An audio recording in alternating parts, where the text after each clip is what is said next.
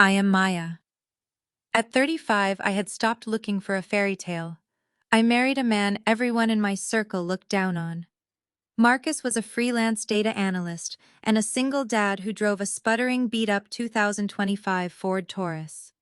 At our wedding, my sister and her arrogant husband publicly mocked him, calling him a gold digger, clinging to a public school teacher. Marcus just smiled. 2 days later, he handed me a basic debit card and said to buy whatever I needed. When I handed that card to the bank teller, her face went completely pale. She looked at my ID, leaned in close, and whispered, "He never told you." Before I continue this story, let me know where you are watching from in the comments below. Hit like and subscribe if you have ever had your family underestimate you or the person you love. Growing up in a status-obsessed family in Atlanta meant that everything was about appearances. My parents and my younger sister Chloe worshipped at the altar of wealth and prestige. In their eyes, I was the ultimate disappointment because I chose to be a middle school science teacher instead of chasing a corporate title. When I met Marcus, they were absolutely horrified. Marcus was a quiet, steady man, raising his 10-year-old son Jamal entirely on his own. He introduced himself as a freelance data analyst. He wore basic denim plain cotton shirts and drove that awful Ford Taurus that sounded like it was coughing its last breath every time he pulled into my parents' pristine driveway. To me, he was perfect. He was grounded, kind, and loved his son fiercely. Jamal was the sweetest kid I had ever met, and Marcus treated me with absolute respect and genuine care. But to my family, he was a massive downgrade. They constantly reminded me that I was settling for mediocrity.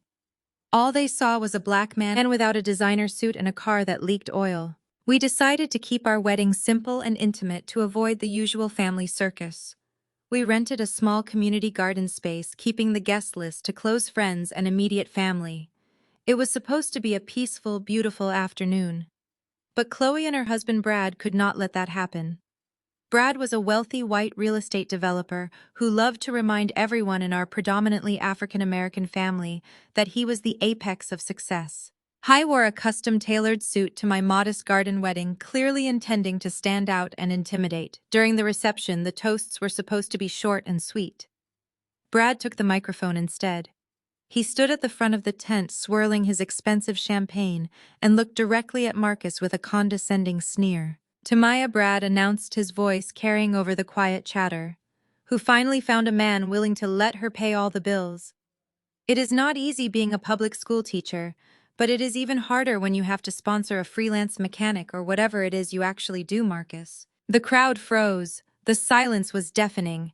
Chloe giggled loudly, sipping her drink without a shred of shame. My parents looked away, hiding their smirks instead of defending me. Brad continued, leaning heavily into his privilege, making a spectacle of my husband. He called Marcus a gold digger, joking that at least little Jamal would finally get a warm meal on a teacher's salary. My blood boiled. My hands shook with a rage so intense I could barely breathe.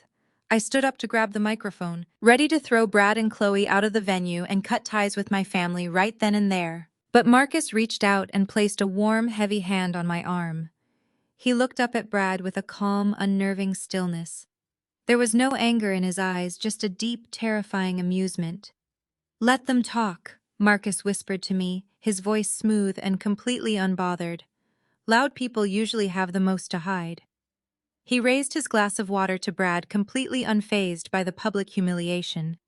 His silence only made Brad look foolish and desperate for attention, but the damage to my heart was already done.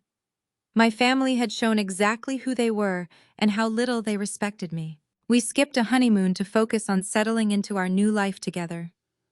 2 days after the wedding, I was sitting at the kitchen table stressing over a stack of bills. Between my teacher salary and the wedding expenses, things were incredibly tight.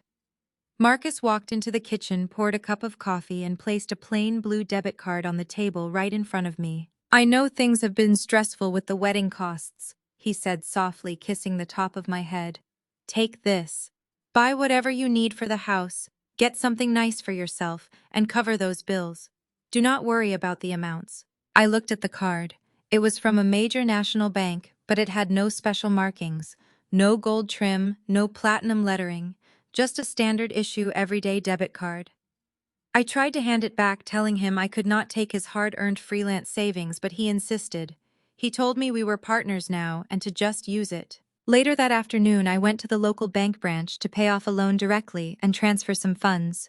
I handed the teller my identification and the plain blue debit card, issued in my name. She was a middle-aged woman who gave me a polite customer service smile as she swiped the card through her machine. Suddenly, she stopped typing. She stared at her computer screen for a very long time. She looked down at the card on her desk, looked up at my ID, and looked back at her screen. The color completely drained from her face. She nervously adjusted her glasses, her hands visibly shaking as she glanced around the quiet bank lobby to see if anyone was watching us. She leaned forward over the counter, her voice dropping to a harsh, trembling whisper. "Ma'am, is this your husband's account?" I nodded suddenly, feeling a cold knot of panic forming in my stomach. My mind raced through worst-case scenarios. Was he in massive debt? Was the card stolen? Was he hiding a bankruptcy from me?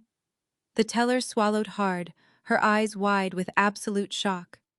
"He never told you," she whispered. "Told me what?" I asked, my voice shaking, as I gripped the edge of the counter. "After verifying my identity and authorized access." She turned her monitor slightly so I could see the relationship tied to the card. The numbers staring back at me did not make sense. It was not a standard checking account with a few $1,000s saved up from freelance coding jobs. It was a core access wealth management relationship connected to a massive corporate holding firm. I could not see every confidential ledger Marcus controlled, but the scale visible to an authorized cardholder was enough to make my brain stop processing commas. I stood there paralyzed, realizing my husband's plain-clothes battered Ford Taurus and quiet humility had been a deliberate disguise rather than evidence of poverty. The bank teller slid the card back across the counter, as if it were forged from hot iron. She kept her voice low and stayed within the access my authorization allowed. At my request, she printed a limited account relationship summary, enough to prove I was not hallucinating, without exposing private records. It did not show every balance. It showed Marcus connected to Apex Meridian Group. I knew the name immediately, a conglomerate with commercial real estate and technology holdings across the eastern seaboard. That single authorized page was enough to change everything I thought I knew about my husband. I walked out of the bank in an absolute daze. The bright Atlanta sun felt blinding. I sat in my car for 20 minutes, gripping the steering wheel so hard my knuckles turned white, trying to reconcile the billionaire on that piece of paper with the man who packed my lunch every morning. When I walked through our front door, the contrast was almost comical. The billionaire in question was lying on his back under our kitchen sink, wearing a faded gray t-shirt, using a rusty wrench to fix a pipe that had been leaking since Tuesday. I stood over him, my shadow falling across his face. He slid out from under the cabinet, wiped grease off his hands with a rag, and gave me that familiar warm smile. I did not say a word. I simply placed the bank receipt on the kitchen island and slid it toward him. Marcus looked at the paper. He did not panic. He did not scramble for excuses or invent a sudden lie. He took a slow, deep breath, tossed the greasy rag onto the counter, and looked me dead in the eye. "I am not a freelance data analyst, Maya," he said, his voice calm and steady. "I build predictive algorithms for commercial real estate acquisitions. I started the company in my dorm room, and it grew faster than I ever intended." I asked him why he hid it, why he let my family treat him like dirt, why he drove a car that looked like it belonged in a scrapyard. Marcus pulled out a bar stool and sat down, gesturing for me to do the same. He told me what wealth does to people. 10 years earlier, when his company crossed $1 billion in valuation, the world around him changed. People who had barely noticed him became intensely curious about his schedule, investments, and future. Old acquaintances resurfaced with business ideas. New relationships came with questions that sounded casual, but circled back to money. The part that frightened him most was Jamal. Once people understood that his son would eventually benefit from the empire, Marcus stopped knowing who saw a child and who saw access. That uncertainty became the reason he erased the obvious signs of wealth from his daily life. That was the year I committed to the Ford Taurus, Marcus explained. I stripped away designer clothes, left the penthouse routine, and built a quiet life around Jamal. I needed people to meet the overworked single father before they met the balance sheet. I wanted a woman who would love Jamal because he was kind, funny, and stubborn about homework, not because of a trust fund. I needed to know your heart, Maya. I needed to know you chose us before you knew what choosing us could buy. I sat there absorbing the gravity of his words. The anger I thought I should feel simply was not there. Instead, a profound wave of respect washed over me. I thought back to our wedding day. I thought about how Brad had humiliated him in front of our entire family, calling him a gold digger.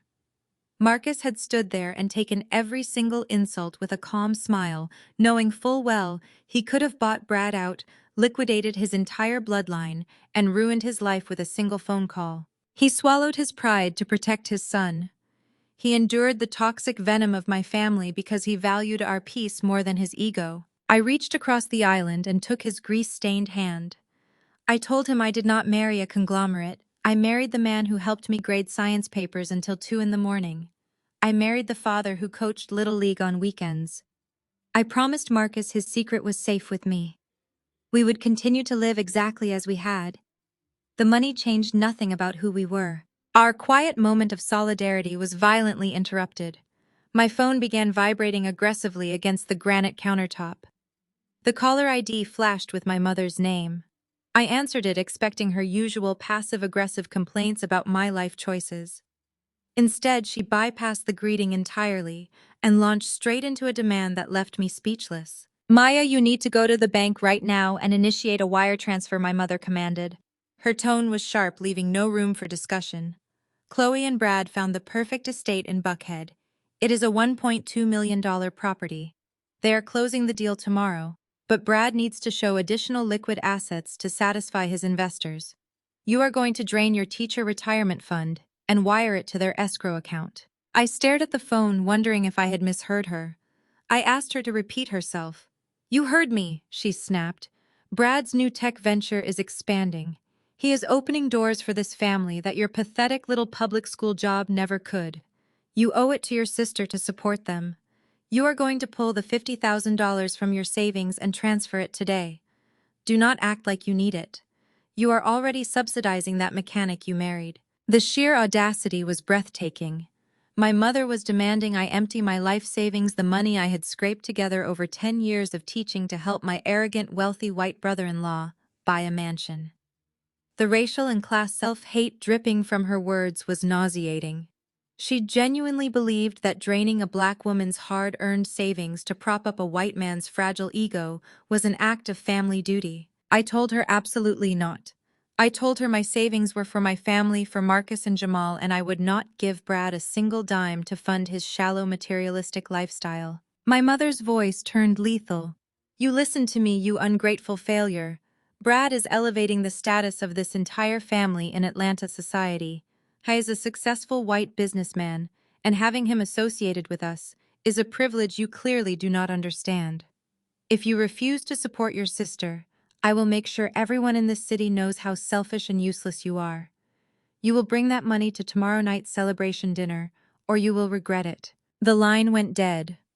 I slowly lowered the phone. Marcus had heard every word. The illusion of maintaining a peaceful, quiet life with my family was officially dead. They were not just toxic, they were parasitic. They wanted to bleed me dry to feed Brad's vanity.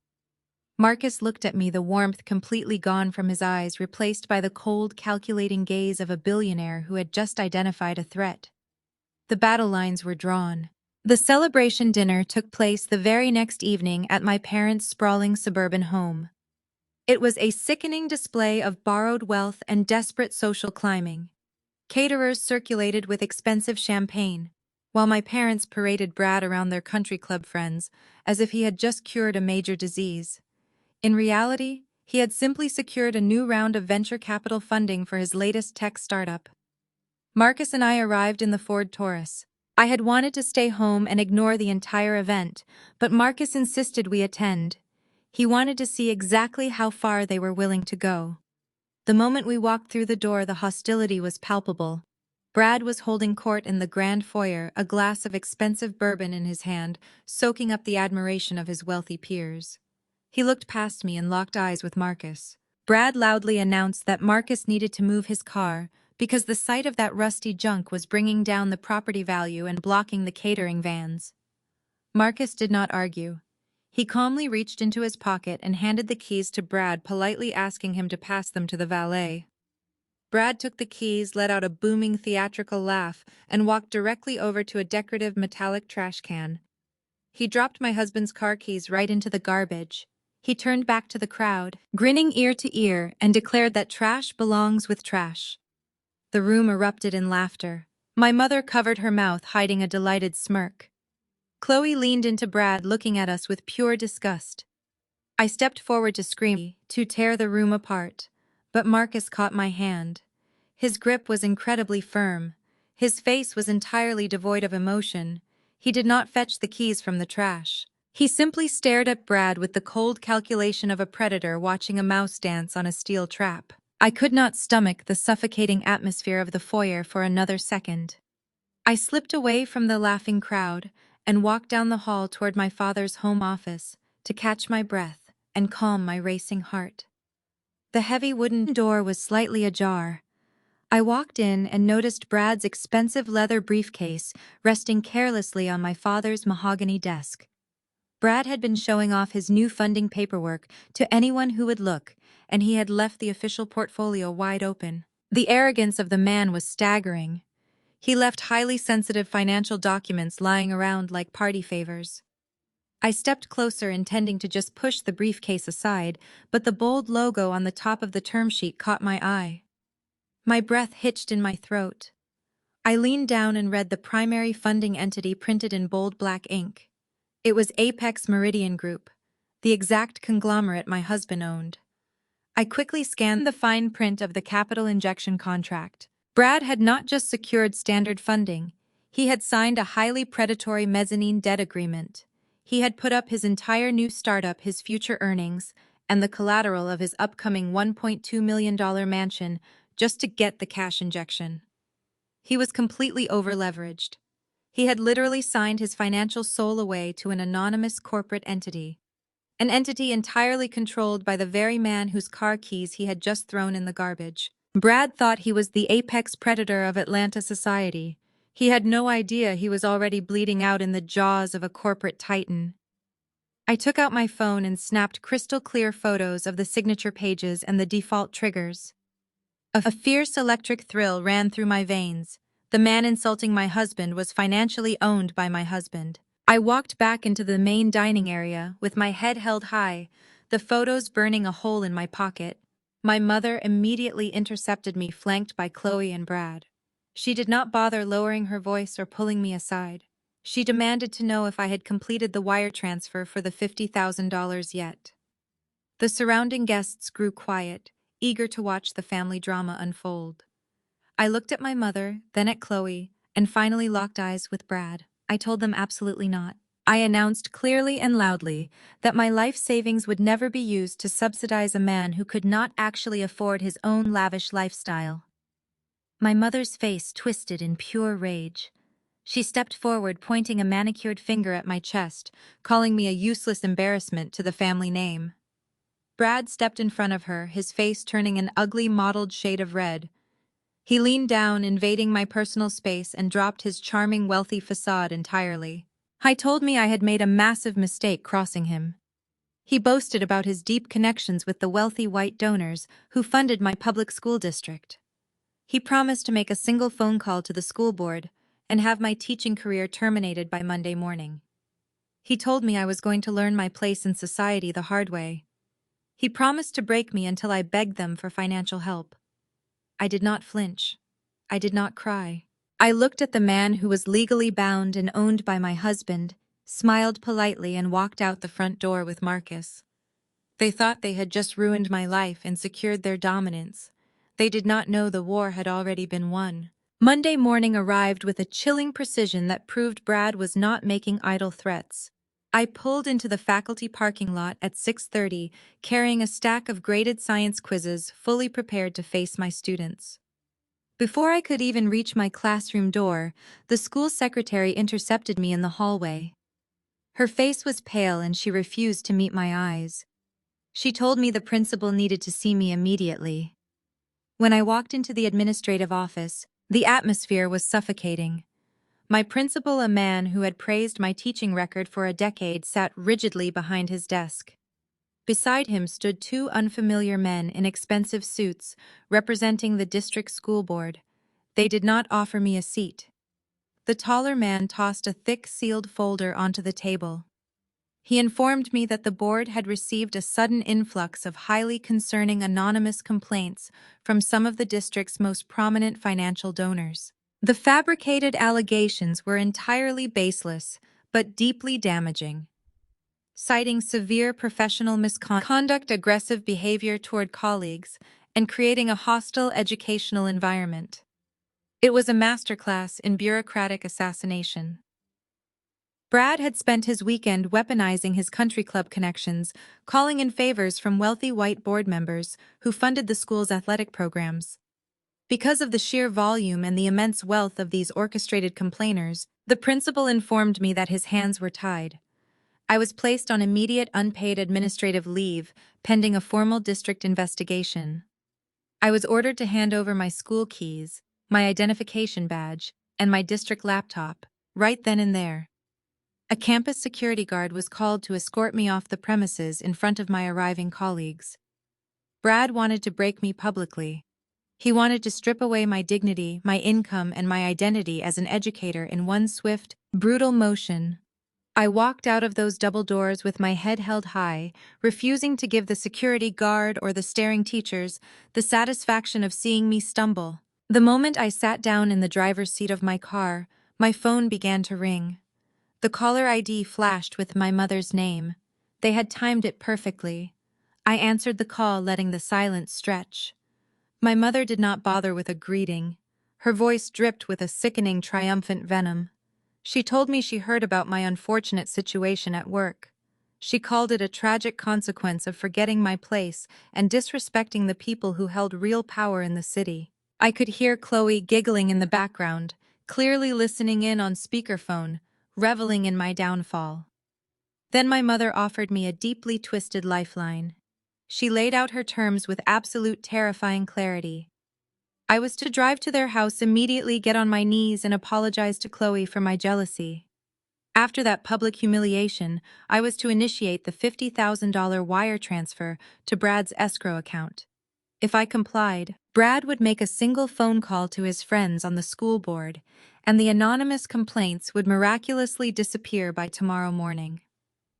My mother framed this blatant extortion as a harsh but necessary lesson in family loyalty.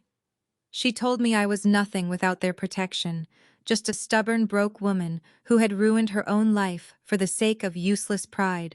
She demanded my absolute submission, confident that losing my career had finally shattered my spirit. I listened to her entire speech, breathing slowly, recording every single word of her extortion attempt on a secondary device.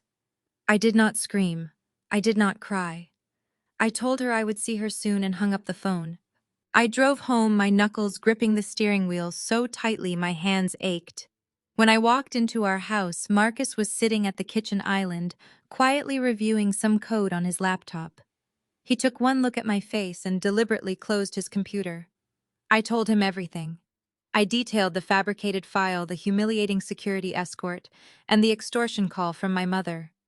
I watched a terrifying transformation wash over my husband.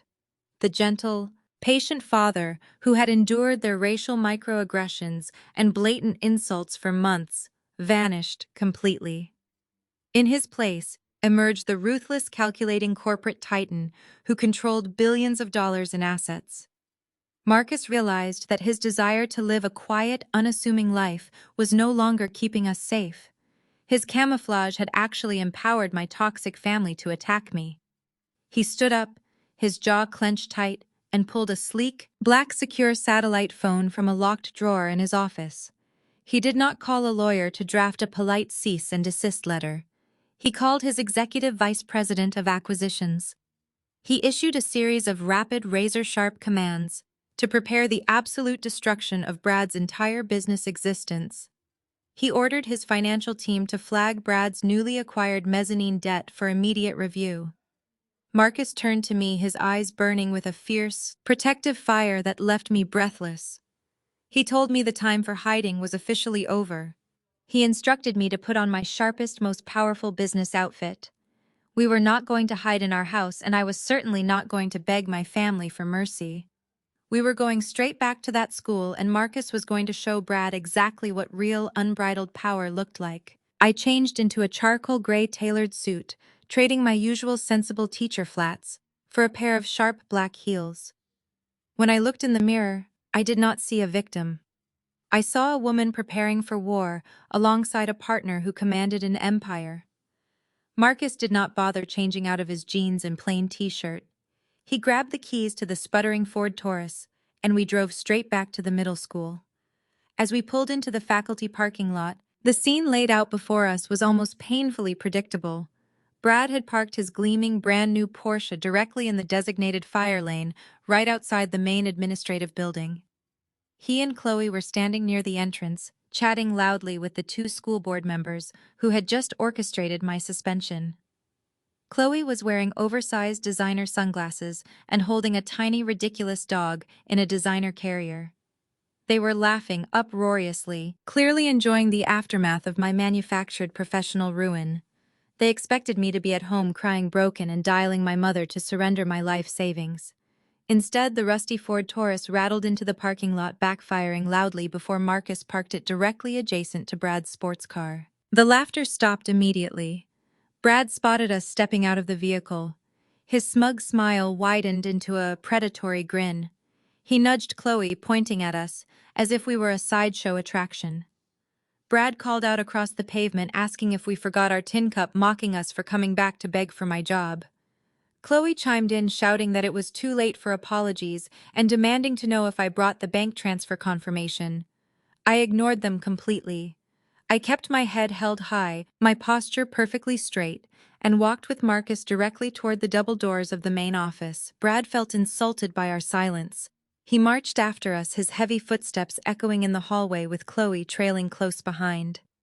Brad pushed his way through the office doors right on our heels, shouting at the school secretary to call campus security immediately because a suspended employee was trespassing. The principal stood up so fast his chair slammed against the wall behind him.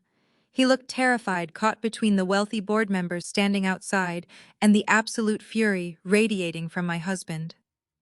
Brad leaned casually against the heavy wooden door frame of the principal's office, blocking the exit. He crossed his arms over his expensive suit and sneered, telling the principal not to worry because he would handle the garbage removal himself. Marcus stepped forward. He did not raise his voice. He did not puff out his chest or engage in any aggressive posturing. True power never has to shout. Marcus reached into his pocket and pulled out the thick black encrypted satellite phone. He did not dial a lawyer. He did not call the police. He pressed a single speed dial button, engaged the speakerphone function, and set the device flat on the center of the principal's desk. The line connected immediately. A crisp, professional voice echoed through the small office, addressing Marcus as Mr. Chairman and asking for instructions. Brad rolled his eyes, letting out a loud theatrical sigh and muttering that this was a pathetic bluff. Marcus ignored him. He identified the specific Apex Meridian investment vehicle holding Brad's mezzanine debt, cited the exact contract number and signing date, then ordered an immediate compliance hold on every undrawn capital advance and every Apex-controlled project disbursement. He did not claim authority over Brad's unrelated private bank accounts. He directed the team to open an emergency covenant review based on credible evidence of accounting irregularities, possible collateral misrepresentation, and material disclosure problems. Until that review was complete, no new Apex money would move, and no controlled escrow release would be approved. The voice confirmed that the hold was being implemented, and that the relevant banking and escrow partners would receive formal notice. Marcus ended the call with the same calm expression he had worn when Brad threw his keys in the garbage. The principal's office fell into a suffocating dead silence. The only sound was the faint hum of the air conditioning vent overhead. Brad let out a short, nervous bark of laughter. He pushed himself off the doorframe, trying to maintain his arrogant posture. He pointed a finger at Marcus, calling him a delusional mechanic playing dress-up. He told Marcus that pretending to be a billionaire on a fake phone call was the saddest, most pathetic display he had ever witnessed in his entire life. Chloe nodded eagerly beside him, clutching her designer bag, demanding that the principal call the police to have us arrested for harassment. Then the silence was shattered by a sharp, aggressive buzzing. Brad's custom designer smartwatch vibrated violently against his wrist. A second later, the cell phone in his tailored suit pocket began ringing with an urgent, shrill tone. Brad pulled his phone out, still wearing a mocking grin. That grin vanished the absolute second his eyes locked onto the screen. His phone was exploding with frantic emergency notifications. Messages from his chief financial officer and escrow agent confirmed the same catastrophic reality. The Apex-controlled project accounts and undrawn funding lines were on hold, and the next capital advance had stopped. The escrow agent for his $1.2 million Buckhead mansion had placed the transaction under source of funds and collateral review. The blood drained completely from Brad's face, leaving his skin a sickly pale gray.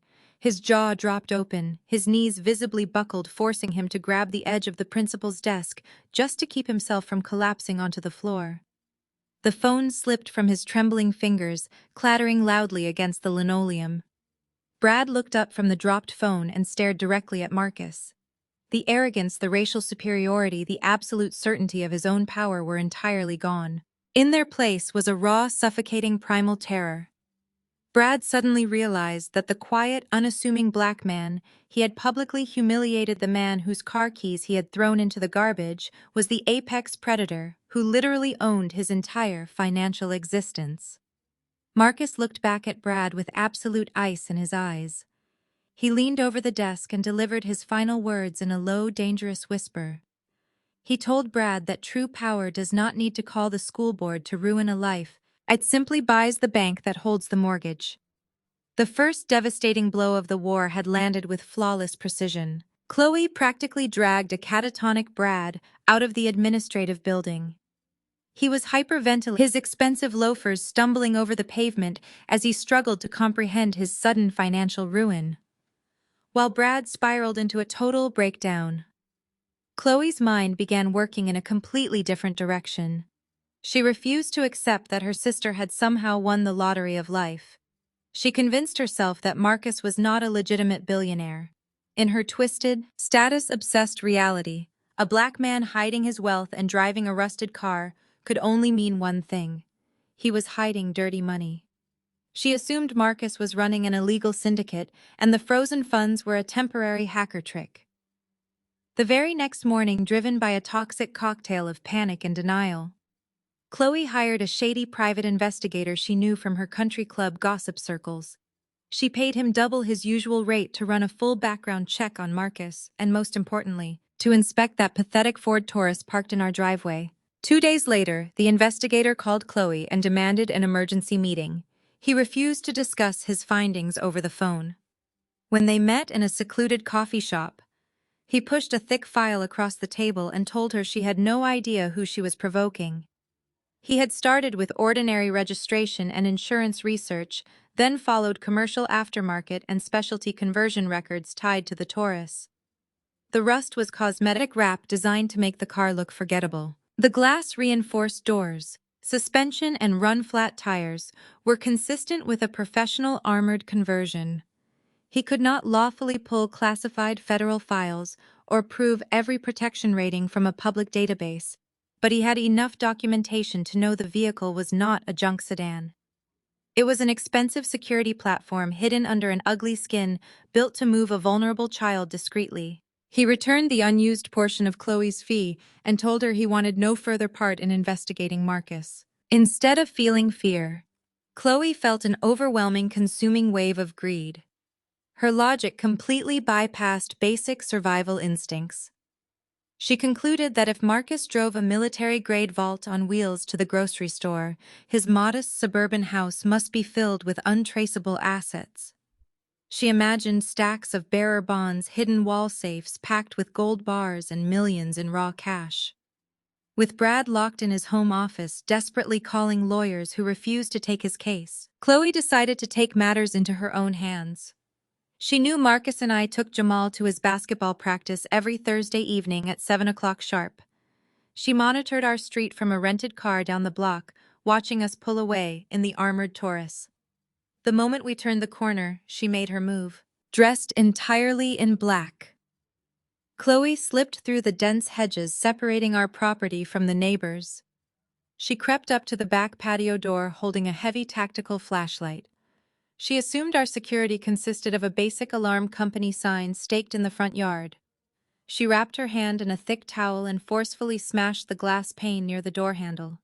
She reached inside, unlocked the deadbolt, and stepped into our dark kitchen. She took exactly 3 steps onto the hardwood floor before she realized her fatal mistake. The house did not sound a loud, blaring siren. It did not flash bright exterior lights to alert the neighborhood. The response was silent, controlled, and terrifying. The instant Chloe crossed the broken threshold, reinforced shutters dropped over the office and protected interior zones while cameras activated from multiple angles. A calm automated voice announced that an unauthorized entry had been detected and that security had been notified. The system was designed to protect people, not create a lethal trap, so the damaged exterior doorway remained an available emergency exit while the sensitive rooms stayed sealed. Chloe did not understand the distinction. She saw the shutters, the red sensor grid, and the cameras following every movement and panicked. She dropped her flashlight, backed into the kitchen island, and began pulling uselessly at an interior door that would not open. She had entered looking for hidden cash. Instead, she found a house documenting every second of the crime. 5 miles away, at the community gymnasium. My phone vibrated in my purse. I opened the secure home monitoring application while Marcus leaned over my shoulder. We watched a live night vision feed of Chloe standing in our kitchen after smashing the rear glass. Every angle was already being preserved to encrypted storage. Marcus reached for his phone to contact local police and our security response team. I stopped his hand for a moment only to see whether she touched anything else. She did not. The automated warning repeated. Chloe spun toward the broken patio door and ran out the same way she had entered. I watched the screen as Chloe vanished into the yard, her makeup smeared and her breathing ragged. I told Marcus to preserve the camera footage, photographs, alarm logs, and broken glass evidence. We did not chase her down the street or pretend our security system gave us the right to hold her indefinitely. The intrusion itself was already documented from beginning to end. I wanted one thing more for Chloe to understand: that the secrecy she thought protected her was gone. I downloaded the clearest still image from the security feed, showing Chloe inside our kitchen with the flashlight. I used a new email address that did not identify me and made sure the evidence copy was preserved separately. I did not call the address untraceable because nothing digital deserves that confidence. I simply typed one sentence telling her the cameras had seen what she thought she had done in darkness. The image showed her standing beneath the red sensor grid, surrounded by cameras she had never noticed. I checked the file hash, confirmed the original footage was untouched in storage, and stared at the message for one more second. There was no demand for money, no promise that I controlled the police, and no threat of violence. It was a warning that the power dynamic had changed and that I held evidence she could not talk her way around. I see you. Do not come back. I hit send, watched the delivery confirmation appear, and slipped my phone back into my purse. Then I cheered as Jamal sank a perfect 3-pointer. Whether Chloe spent the night wondering what we would do with the footage was her problem. Mine was protecting my family, preserving the evidence, and refusing to let greed dictate our next move. Chloe stared at the text message, completely paralyzed by the glowing red grid across her own face on the screen. She showed the terrifying image to Brad, expecting him to panic alongside her. Instead, seeing that level of military-grade security triggered something dark and deeply desperate in Brad's mind. His legitimate legal options were entirely exhausted. His corporate accounts were permanently seized. He was a cornered animal facing absolute financial ruin. And cornered animals do not retreat, they bite. Brad liquidated one of his last hidden reserves to hire an off-the-books business intelligence investigator who specialized in tracing complex corporate ownership. He paid a massive premium for research that went beyond glossy websites and routine press releases. It took 3 days of corporate filings, property records, financing documents, litigation exhibits, and industry databases to map the layered ownership around Apex Meridian Group. When the investigator handed Brad the final dossier, the reality of Marcus's wealth was impossible to deny. Marcus was not merely rich. He controlled generation-defining capital, capable of shifting major markets. Brad should have seen a powerful adversary to fear. His entitlement made him see something else, an enormous balance sheet he believed he deserved access to. The discovery did not scare him into retreat. It made him more desperate to find leverage. Brad realized he could not fight Marcus in a boardroom or a courtroom. He needed a hostage. He needed leverage that transcended legal contracts and frozen funds. He found that leverage in a 10-year-old boy. Brad utilized his remaining country club connections to compile a sickeningly detailed document tracking Jamal. The file contained the exact name of Jamal's private elementary school, the precise times Marcus dropped him off, the physical layout of the school playground, and the license plate numbers of the unmarked security vehicles that followed us. On a Tuesday evening, Marcus and I were sitting in our home office when an encrypted video call request flashed on Marcus's secure monitor. It was Brad. We accepted the connection. Brad was sitting in the dark study of his foreclosed mansion, looking disheveled but wildly manic. Chloe was sitting right beside him, her eyes darting nervously around the room, but her jaw was set in stubborn, greedy defiance. Brad did not waste a single second with pleasantries. He held up a thick manila folder directly to the camera lens. He read aloud the exact address of Jamal's school and the precise route the school bus took on weekly field trips. My blood ran completely cold. The air in our office grew heavy and toxic. Brad smiled, a predatory, disgusting smile that made my stomach churn. He told Marcus that the dark web is full of desperate, violent people who would gladly pay millions for the exact daily coordinates of a billionaire's unprotected child.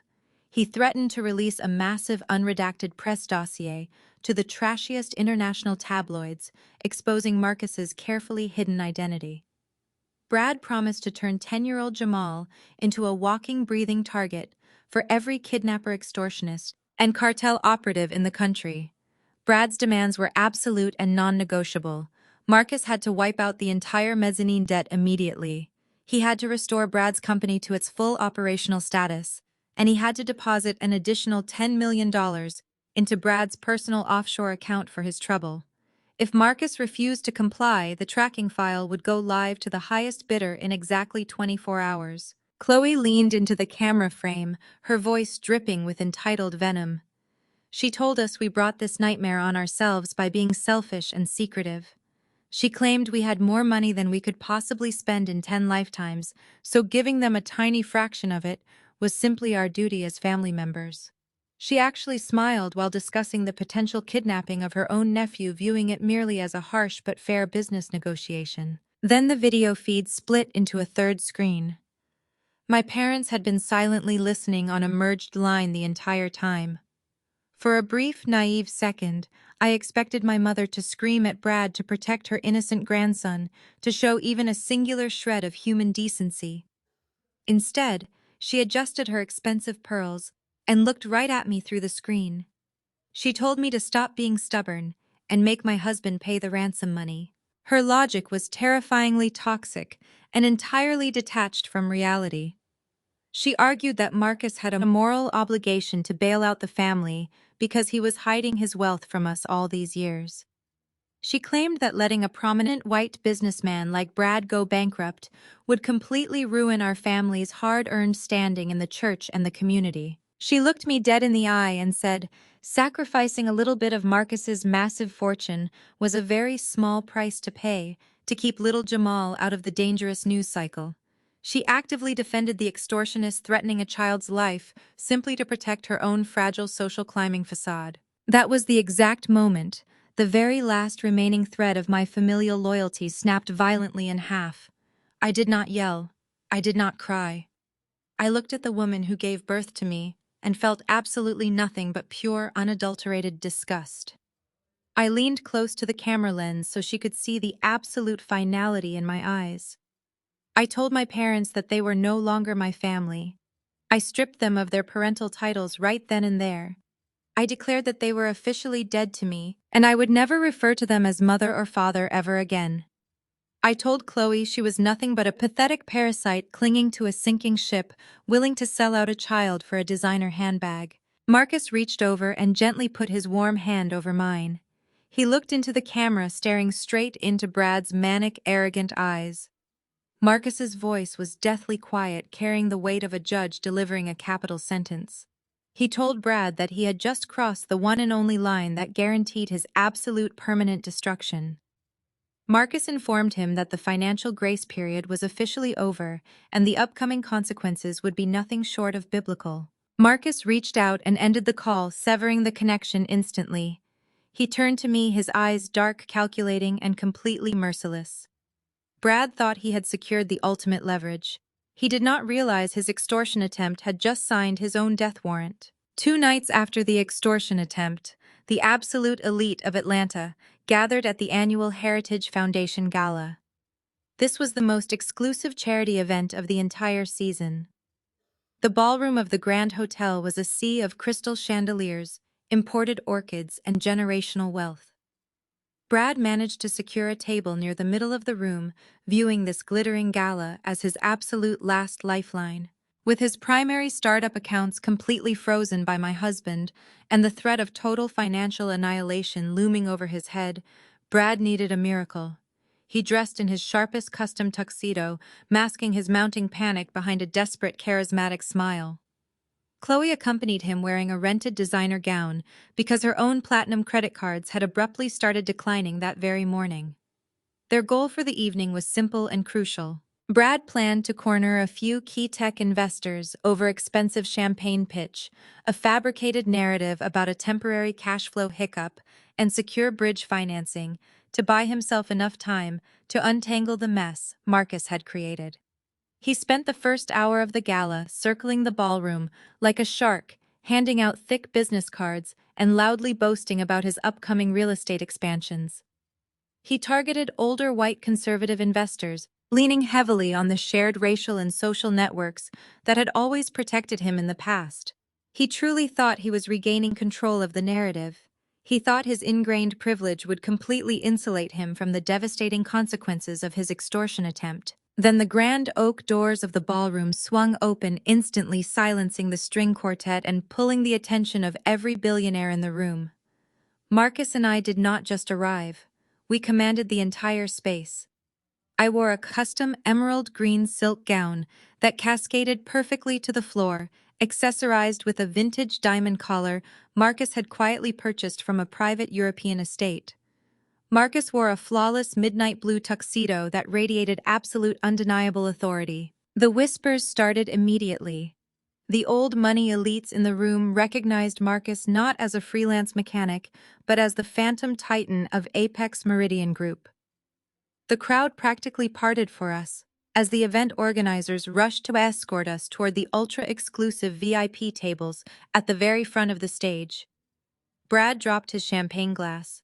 It shattered loudly against the marble floor, splashing expensive liquor all over his polished shoes. The real terror for him set in when the Charity Live auction began. The auctioneer, a prominent local politician, took the stage to auction off exclusive experiences and luxury assets to fund the foundation. Brad, sweating profusely but desperately trying to project financial strength to the wary investors watching him, aggressively raised his paddle to bid $20,000 on a private week-long yacht charter in Monaco. Before the auctioneer could even acknowledge Brad, I raised my paddle high in the air. I bid $100,000. The entire room gasped. Brad's face flushed a violent mottled red. He glared at me across the room, his fragile ego refusing to back down in front of his peers, and he aggressively bid $110,000. I did not blink. I immediately raised my paddle and bid $500,000. The auctioneer slammed the heavy wooden gavel down. Sold. The brutal pattern continued relentlessly for the next hour. Every single time Brad attempted to bid on an item to prove his liquidity to his potential investors, I crushed him instantly. He bid $30,000 for a rare vintage watch collection. I bid $200,000. He tried to win a private dinner with the mayor for $50,000. I bid $400,000 without a second of hesitation. I systematically publicly outspent him on every single lot. turning his desperate display of wealth into a humiliating, agonizing public execution. I did not even look at the items being presented on stage. I looked strictly at Brad, maintaining a cold, unyielding smile as I financially suffocated him in front of the exact people he desperately needed to impress. The wealthy investors Brad had spent the entire evening trying to woo quickly noticed the aggressive dynamic. They were not fools. They saw a man being brutally and financially bullied by a corporate giant, and they immediately recognized the unmistakable scent of a sinking ship. When Brad approached a prominent venture capitalist during the intermission to finalize a funding meeting, the older man coldly turned his back, signaling his security detail to block Brad from coming any closer. The elite circles of Atlanta operate strictly on power, and Brad had just been publicly exposed as entirely powerless. The humiliation was absolute and complete. Stripped of his dignity and his social standing, Brad and Chloe were forced to retreat to a dark, secluded corner of the ballroom, entirely shunned by the very society they worshipped. I watched from my VIP table as my parents, who had managed to secure cheap tickets in the back row just to maintain appearances, scurried over to Brad. The panic in their hushed huddle was palpable, even from across the massive room. Brad's back was completely against the wall, and his legitimate options were entirely dead. I saw Brad lean in close to my father, his face twisted with desperate malice and raw fear. He was out of legal maneuvers, and completely out of wealthy friends. To survive the impending default and escape the wrath of Marcus, Brad needed a massive influx of untraceable cash immediately. He whispered a horrific illegal proposal to my parents and Chloe. Since no legitimate bank would touch him and his assets were frozen, they were going to orchestrate a massive fraudulent loan using the only clean financial asset they still had physical access to. They were going to steal my identity. Brad convinced my parents that forging my signature on unregulated shadow loans was their only path to survival. They agreed without a single shred of remorse, sealing their own criminal fate just to protect a failing white businessman. The very next morning, the desperation in my parents' house morphed into a highly coordinated criminal enterprise. Brad knew traditional banks were completely off limits due to the massive freeze Marcus had placed on his financial profile. He turned to the unregulated shadow banking sector, specifically a predatory private equity firm operating out of Miami that specialized in high-risk, high-interest bridge loans. These firms did not care about standard ethics, but they demanded absolute, undeniable collateral. Brad needed a guarantor with a spotless financial record and untainted credit, my mother, entirely blinded by her desperation to save her precious white son-in-law and maintain her fake high society image, provided the ultimate sacrifice. Years ago, before I met Marcus, my mother had helped me file my taxes during my first year as a public school teacher. She still possessed physical copies of my Social Security card, my birth certificate, and my legacy banking information locked inside her home office safe. Chloe and Brad took those stolen documents and began constructing a massive, elaborate lie. They could not simply use my teacher's salary to guarantee a multi-million-dollar shadow loan. They falsified employment records, fabricating a detailed contract that listed me as a senior executive partner at a subsidiary of Apex Meridian Group. The irony was sickening. They were using the very company they despised to legitimize their fraud. Sitting in my parents' study, they forged my signature across the guarantee pages and tethered my identity to a $5 million high-interest loan. My parents supplied the other piece. They signed genuine collateral documents pledging their own luxury home as secondary security if Brad defaulted. That mattered later. My name was stolen, but their decision to put their house behind Brad was voluntary and documented in their own handwriting. They submitted the package convinced that my fake guarantee plus their real collateral would make approval impossible to refuse. They were exceptionally arrogant, but they were also exceptionally stupid. When Marcus and I got married, he did not just protect my physical safety, he integrated my entire personal financial profile into the military-grade cybersecurity mainframe of Apex Meridian Group. My identity was guarded by algorithms designed to protect global corporate assets. Less than 30 seconds after Brad hit the submit button on that fraudulent loan application, A blaring Priority 1 breach alert flashed across the monitors in the underground security hub of Marcus's corporate headquarters. Marcus and I were sitting at our kitchen island eating breakfast when his encrypted phone rang. His information security team reported that my identity monitoring profile had received a highly suspicious multi-million-dollar credit inquiry. They had not hacked the lender or bypassed a private system. The alert existed because the application used my social security number and verification data. Preliminary metadata associated with the inquiry pointed toward the internet connection at my parents' home, but the security chief carefully called that a lead not proof. An IP address alone could not identify the person at a keyboard. The lender's audit records, verification messages, forged documents, and eventual money trail would have to establish the rest. The coffee mug in Marcus's hand hit the granite hard enough to splash across the counter. The quiet businessman vanished behind a husband's fury. He wanted our attorneys to notify the lender dispute. The forged guarantee immediately freeze any use of my identity and send the evidence straight to investigators before another dollar moved. I understood the instinct. I also knew we could not secretly authorize someone else's transaction or manipulate a lender into creating a bigger crime. I told Marcus we would report the fraud, preserve every alert and document we lawfully possessed, disclose our conflict, and let the lender and authorities decide whether the transfer should be stopped or monitored. I stood with both hands against his chest and made him listen. My family had already crossed the critical line. They stole my identifiers. They fabricated employment records. They forged my signature and transmitted the application across state lines. We did not need to manufacture another offense for them. What I wanted was a complete record that no expensive lawyer could later dismiss as a confused family arrangement. So our counsel contacted the lender's fraud team and the appropriate investigators immediately. We preserved the original alert, the documents, and every timestamp. If the lender stopped the transfer, we would accept it. If investigators chose to monitor the movement of funds, we would not interfere. We were not going to stop their investigation. We were going to let the evidence develop lawfully. The interstate application, forged identity documents, false employment records, and electronic transmissions already carried serious consequences. The fraud team wanted to preserve the money trail without allowing Brad to dissipate the proceeds. Under their own controls and investigative guidance, the approved transaction was allowed to post into a monitored account, while restrictions limited downstream movement. That distinction mattered. Marcus and I were not baiting anyone or opening a firewall for criminals.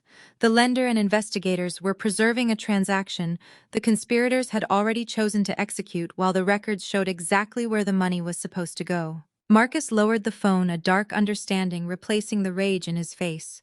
He realized exactly what mattered now. We were not fighting back by inventing a trap. We were preserving the trap my family had built themselves. Their signatures, messages, collateral documents, routing instructions, and timestamps would do the work for us. 2 hours later, the security team confirmed the transaction had posted into the monitored structure established by the lender and investigators. Brad saw an incoming $5 million balance and believed he had won.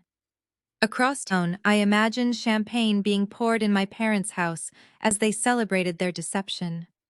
They had no idea that the relevant records were already preserved: the application, the forged guarantee, the genuine collateral pledge on my parents' house, the verification trail, and the account activity.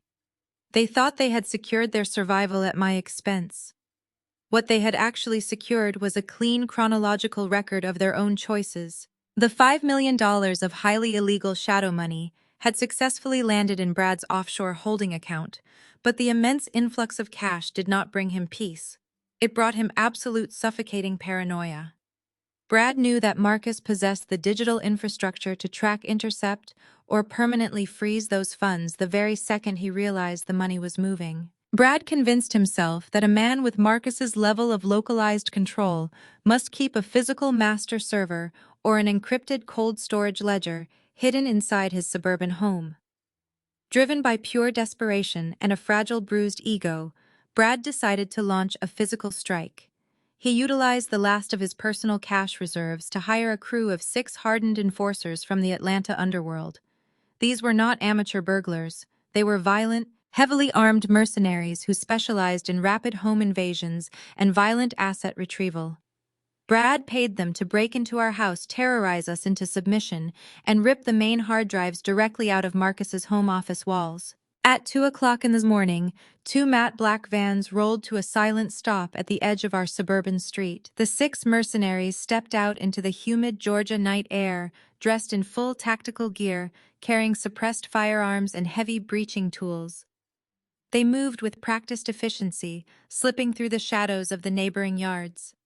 They located the main power junction box outside our property line and severed the thick fiber optic cables, fully believing they had just blinded our entire security apparatus.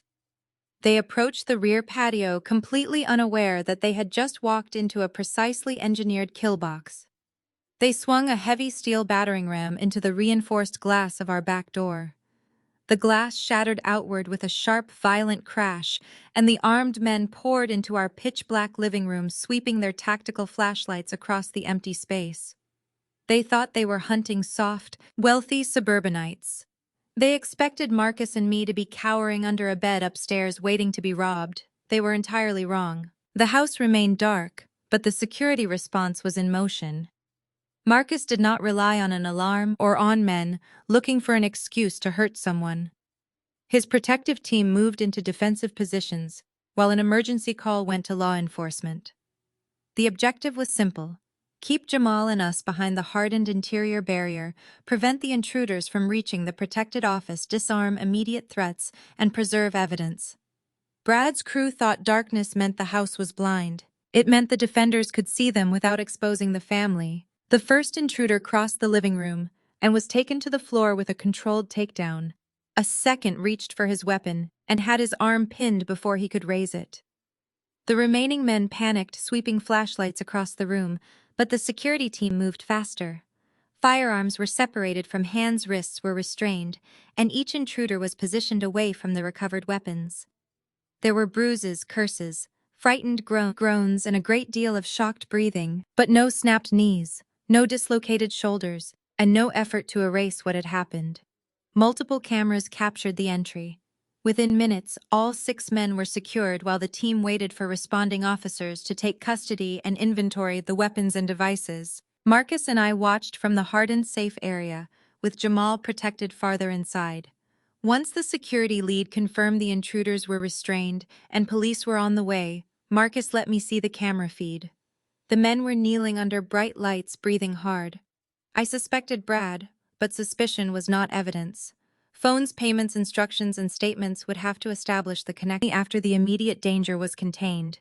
I did not stage a private interrogation. I let Brad hear the background security ordering the restrained intruders to stay still, dispatch confirming police were coming, and one man groaning as he shifted against a restraint. That was enough to tell Brad his plan had failed without turning our living room into a torture chamber. Brad answered on the first ring. Before I spoke, he demanded to know whether the crew had secured the hard drives and whether Marcus was on the floor. That question told me more than any threat. I noted the time and remembered it. I told him there were no magic hard drives waiting inside our walls, and no shortcut to Marcus's banking systems in the house. The armed men were alive, restrained, and about to be handed to law enforcement with their weapons and devices preserved as evidence for investigators. I let the silence sit between us until his breathing changed. Brad said nothing. For the first time, he seemed to understand that money had not made us careless. His plan had created another evidence trail instead of a rescue route. He had hired people, given them a target, funded the attempt, and answered the phone expecting proof of success. Those choices did not vanish just because the break-in failed. They became another sequence investigators could reconstruct. I told Brad the games were over. The fraudulent loan already had investigators following his money, and the attempted home invasion now created a separate layer of exposure. I did not threaten to hunt him, torture him, or use private power as a substitute for law. I told him something simpler. We were finished shielding him from the consequences of his own decisions. I ended the call before he could answer.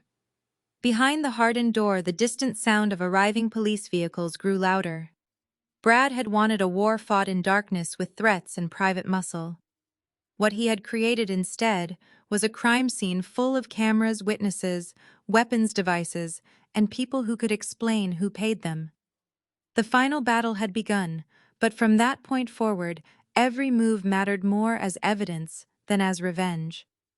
That was the difference between rage and strategy, and I intended to stay on the strategic side. The morning after the failed home invasion, Brad's fabricated empire moved from crisis into collapse.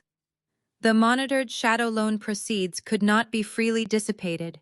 The Apex funding line remained under compliance hold, and his original investors began issuing default notices and demanding answers. His creditors did not need violent enforcers parked outside his house. They had contracts, lawyers, and rights Brad had signed away when he was still bragging about leverage. Payment deadlines accelerated, where the documents allowed collateral reviews opened, and formal enforcement actions began to take shape. Vendors demanded deposits. Employees quietly updated resumes. Every phone call that once opened with congratulations now opened with a question about solvency. My parents called wealthy contacts in their church directory and country club circle, begging for rescue capital. Nobody wanted to touch a business surrounded by disputed collateral, a frozen capital line, and fraud allegations. Then an apparent miracle arrived. A shielded conglomerate called Obsidian Vanguard Holdings offered a distressed restructuring transaction. It would purchase Brad's equity and core assets, acquire the secured creditor position from participating lenders, and assume only the corporate liabilities listed in the closing schedule. The offer was brutal pennies on the dollar, but it offered an orderly exit from insolvency and a path for legitimate employees and assets to survive outside Brad's control. It did not erase personal criminal exposure, validate my forged guarantee, or cancel my parents' voluntary collateral pledge. The buyer's lawyers made those limitations clear. Brad and my parents heard only that someone was willing to take the company and stop the immediate financial bleeding. Relief made them careless. They accepted without asking who stood behind Obsidian or why the buyer understood Brad's debt structure so precisely. The acquisition meeting was scheduled for Friday afternoon at a sleek high-rise legal office in downtown Atlanta. Brad arrived in his sharpest designer suit, carrying the same leather briefcase he used when pretending every crisis was another deal to dominate. My parents came dressed in their Sunday best, and Chloe checked her reflection in her phone, already talking about Paris, as if signing away a distressed company qualified as a triumphant exit. The lawyers had spent the previous day explaining the structure in plain language. Obsidian would purchase Brad's voting shares and designated assets, acquire the participating secured debt position, and assume only the corporate obligations identified on the schedule. It would not assume Brad's personal criminal exposure. It would not turn my forged guarantee into a valid obligation against me. My parents' genuine collateral pledge remained subject to its own enforcement process. Brad was given time to review the representations, warranties, disclosure schedules, and transition obligations with counsel. He heard every warning and signed anyway because every alternative was worse. He transferred his shares, intellectual property, internal records management control, and the rights connected to the project entities listed in the deal. My mother actually smiled while the pages were initialed, telling Chloe that this proved Brad had always been a visionary who knew when to pivot. Chloe whispered about taking a celebratory trip as soon as the closing money arrived. Brad signed the final page, set down. The pen leaned back in his chair and asked when his limited closing proceeds would clear. He still believed the buyer was a faceless institution with no history, no memory, and no connection to the man he had humiliated at my wedding. The lead attorney did not answer. He gathered the signed documents into a black folder, checked the closing checklist, and nodded toward the double doors at the back of the boardroom. The doors opened. Marcus and I walked in together. I wore a crimson power suit. Marcus wore charcoal gray. Brad's smile vanished so quickly it looked painful. Chloe demanded to know how we had gotten past security and why we were interrupting a private transaction. I walked to the head of the table, picked up the closing folder and handed it to Marcus. He inspected the signature pages, confirmed the final execution blocks, and introduced himself as the managing director of Obsidian Vanguard Holdings, an Apex Meridian affiliate. The attorney confirmed the control structure and the authority behind the acquisition. Brad stared at the pages he had just signed and finally understood the humiliation. He had not escaped his debt by finding a stranger. He had voluntarily sold his company to the black man, whose Ford Taurus he had thrown in the garbage. Worse, he had not sold away the fraud investigation. He had surrendered corporate control records and leverage, while the forged loan evidence stayed exactly where it belonged, preserved for the lender regulators and investigators responsible for deciding what laws had been broken. Marcus did not need to threaten him. The closing documents already said enough. The color drained from Brad's face. He looked from Marcus to the attorney, searching for some hidden clause that could reverse the closing, rescind the signatures, or turn the meeting into a misunderstanding. There was none. I told the transaction was lawful because nobody had concealed the purchase price, the debt schedule, the limitations on assumed liabilities, or the rights Obsidian was acquiring. Their mistake was not being tricked. Their mistake was assuming an anonymous corporate buyer could not possibly be connected to us. Obsidian now controlled the company records and held the acquired creditor position. That meant the internal emails, payment histories, investor files, server records, and transaction metadata had to be preserved through the restructuring. It did not give Marcus the power to decide whether crimes existed, dismiss charges, hide evidence, or trade silence for repayment. The fraud reports had already gone through proper legal channels, and the investigators would make their own decisions. The $5 million guarantee remained disputed because my signature was forged. My parents' separate collateral documents were different because they had signed those themselves. If they wanted to challenge enforcement, they could do it in the proper forum. They could not rewrite the signatures merely because they regretted the risk. Brad's knees weakened as he realized the sale had taken away his company without taking away the consequences attached to his own conduct. He had spent months believing control meant owning the room. Now he was sitting in a room where control belonged to the documents, and every important document carried his name. The silence in the boardroom was absolute and suffocating. Brad sat paralyzed in his chair, his breath coming in short, erratic gasps as his eyes darted frantically around the room. He looked at the sleek mahogany walls, the panoramic view of the Atlanta skyline, and the cold, unreadable faces of the corporate attorneys he had just been joking with minutes earlier. Those attorneys were not neutral mediators. They were elite corporate assassins employed directly by my husband. The lead lawyer calmly closed his briefcase, the sharp click of the metallic latches echoing like a gunshot in the quiet room. He slid a final certified copy of the acquisition agreement across the polished table toward Brad. The document legally bound Brad to everything he had just signed away. He had not simply surrendered a failing startup. He had voluntarily transferred every single digital footprint, every internal email, and every piece of financial metadata tied to the fraudulent shadow loan directly into Marcus's legal possession. My mother was the first to break the heavy silence. Her mind simply could not process the seismic shift in power. Her ingrained arrogance and deep-seated racial prejudice refused to allow her to view my husband as a legitimate titan of industry. She forced a high-pitched, brittle laugh that scraped unpleasantly against the glass walls.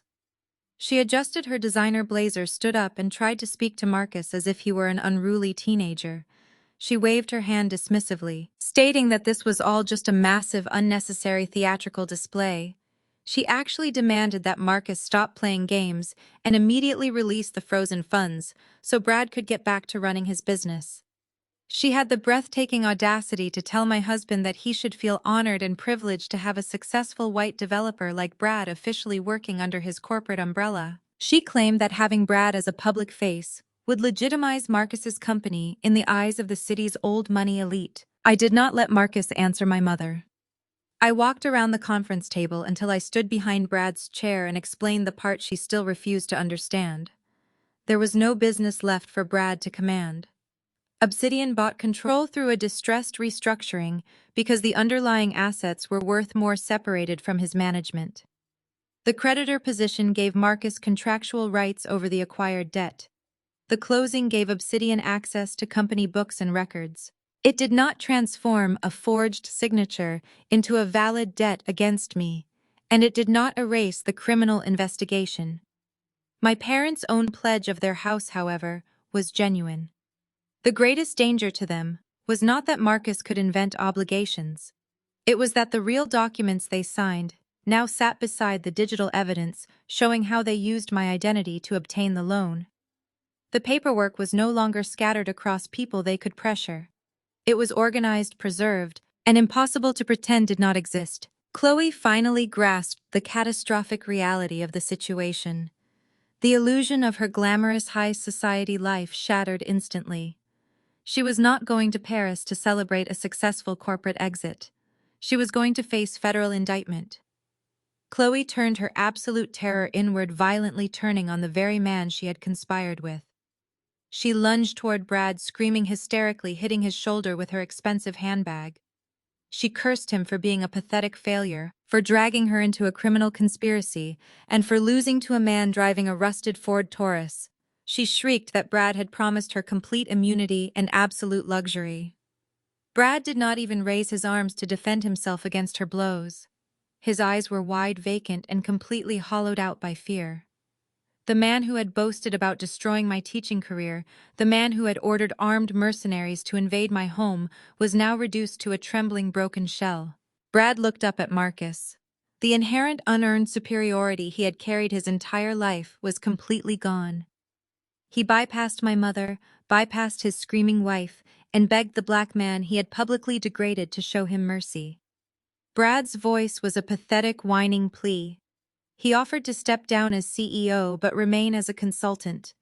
He promised to work 80-hour weeks generating new leads and leveraging his white peers to bring in fresh capital for Apex Meridian Group. He promised he would pay back every single cent of the $5 million if Marcus would just bury the evidence of the forged loan documents. He literally begged for a job in the company he had founded. Marcus adjusted the cuffs of his tailored suit jacket, his expression as hard and unyielding as a concrete wall. He looked down at Brad with a level of pure clinical disgust that needed no translation. Marcus did not raise his voice. He spoke with the quiet, devastating authority of a man who held the absolute power of life and death over a person's future. Marcus informed Brad that his company was currently being dissolved and liquidated down to the very last paperclip. He stated that Brad's business models were amateurish. His technical infrastructure was a joke, and his entire professional reputation was built on nothing but nepotism and hollow privilege. Marcus leaned in close, ensuring his words pierced directly into Brad's fragile ego. He told Brad that he would not hire him to sweep the floors of his data centers, let alone allow him to consult on multi-billion-dollar acquisitions. The corporate attorney stood up, signaling the absolute end of the meeting. The lead lawyer looked at his watch and explained that Brad's management authority ended at closing. His access credentials were revoked, and company property had to be surrendered under the signed transition schedule. Personal belongings from his office would be inventoried and released through building security. There was no magical order forcing anyone to abandon unrelated private property, only the consequences of a transaction Brad had voluntarily signed. I looked at the people who shared my blood and at the man who had tried to destroy my life. I told them their luxury had always depended on leverage they did not understand. Now the leverage belonged to contracts they had actually read and signed. Marcus and I turned around and walked out of the boardroom together, leaving Chloe's desperate sobbing behind us in the sterile corporate hallway. We stepped into the glass elevator and rode down to the main lobby in complete silence, the adrenaline still humming in my veins. But the quiet did not last. Before Marcus and I could reach the revolving front doors, the elevator banks behind us dinged loudly. Chloe and Brad burst out into the expansive marble lobby. Chloe had completely lost her grip on reality. The polished high society facade melted away, leaving a screaming, frantic woman throwing a literal temper tantrum in the middle of a high-rise corporate building. She hurled her heavy designer handbag across the polished floor, the metal clasps violently striking a modern glass sculpture near the reception desk. The loud crash echoed through the cavernous space, instantly drawing the attention of every receptionist, security guard, and passing executive. Chloe did not care who was watching. She pointed a shaking finger at me and began screaming at the top of her lungs, weaving a psychotic, delusional narrative for the growing audience. She shrieked that I was a jealous, bitter sister who had manipulated a wealthy man into stealing her family's assets. She cried out that I had spent my entire life resenting her success and had orchestrated an illegal corporate takeover just to ruin her marriage. She fell to her knees, dramatically sobbing into her hands, playing the ultimate victim of a cruel, calculated theft. She wailed that I was leaving her out on the street, begging the staring onlookers to witness the cruelty of her own flesh and blood. Her performance was loud, chaotic, and entirely unhinged. She grabbed a heavy brass stanchion used for crowd control and knocked it over, shattering a nearby floor vase. I stood perfectly still, watching my sister unravel into a screaming, destructive mess on the cold marble floor. I did not flinch. I did not offer a single word of defense to the whispering crowd. I just watched her break, completely unfazed by her desperate, pathetic display of entitlement. Brad saw his wife sobbing on the floor and decided to play his final, most dangerous card. He reached into his pocket, pulled out his phone, and dialed emergency services. He did not ask for a corporate mediator or a lawyer. He utilized the deeply ingrained toxic privilege he had weaponized his entire life. He paced back and forth in the lobby, speaking loudly into the phone, intentionally crafting a highly volatile and racially charged narrative for the police dispatcher. He claimed that a hostile, aggressive black man was currently trespassing in his corporate building, physically threatening his wife and attempting to violently steal his company assets. He emphasized his own status as a prominent white business owner, demanding an immediate armed response to protect his property from a dangerous intruder. Less than 5 minutes later, 3 police cruisers screeched to a halt outside the glass doors. 4 armed officers rushed into the lobby, their hands resting cautiously on their duty belts. Brad immediately ran toward them, adopting the posture of a terrified but righteous citizen. He pointed directly at Marcus, demanding that the officers arrest him immediately for corporate espionage, grand larceny, and physical intimidation. He expected the officers to instantly subdue my husband based entirely on his racial bias and his tailored suit. One of the officers stepped toward Marcus, demanding identification in a stern voice. Marcus did not raise his voice or make a sudden movement. He calmly reached into his breast pocket and produced his ID. Just as Brad opened his mouth to shout another accusation, the lead corporate attorney from the boardroom stepped out of a secondary elevator. He walked directly up to the commanding officer, holding the thick black leather folder containing the freshly signed acquisition contracts. The attorney introduced himself, presented his legal credentials, and handed the heavy stack of documents to the police. He calmly explained that there was no theft, no assault, and no trespassing. He outlined that Brad had voluntarily signed over absolute ownership of the entire company, the building lease and all associated physical assets to Marcus, not even 30 minutes ago.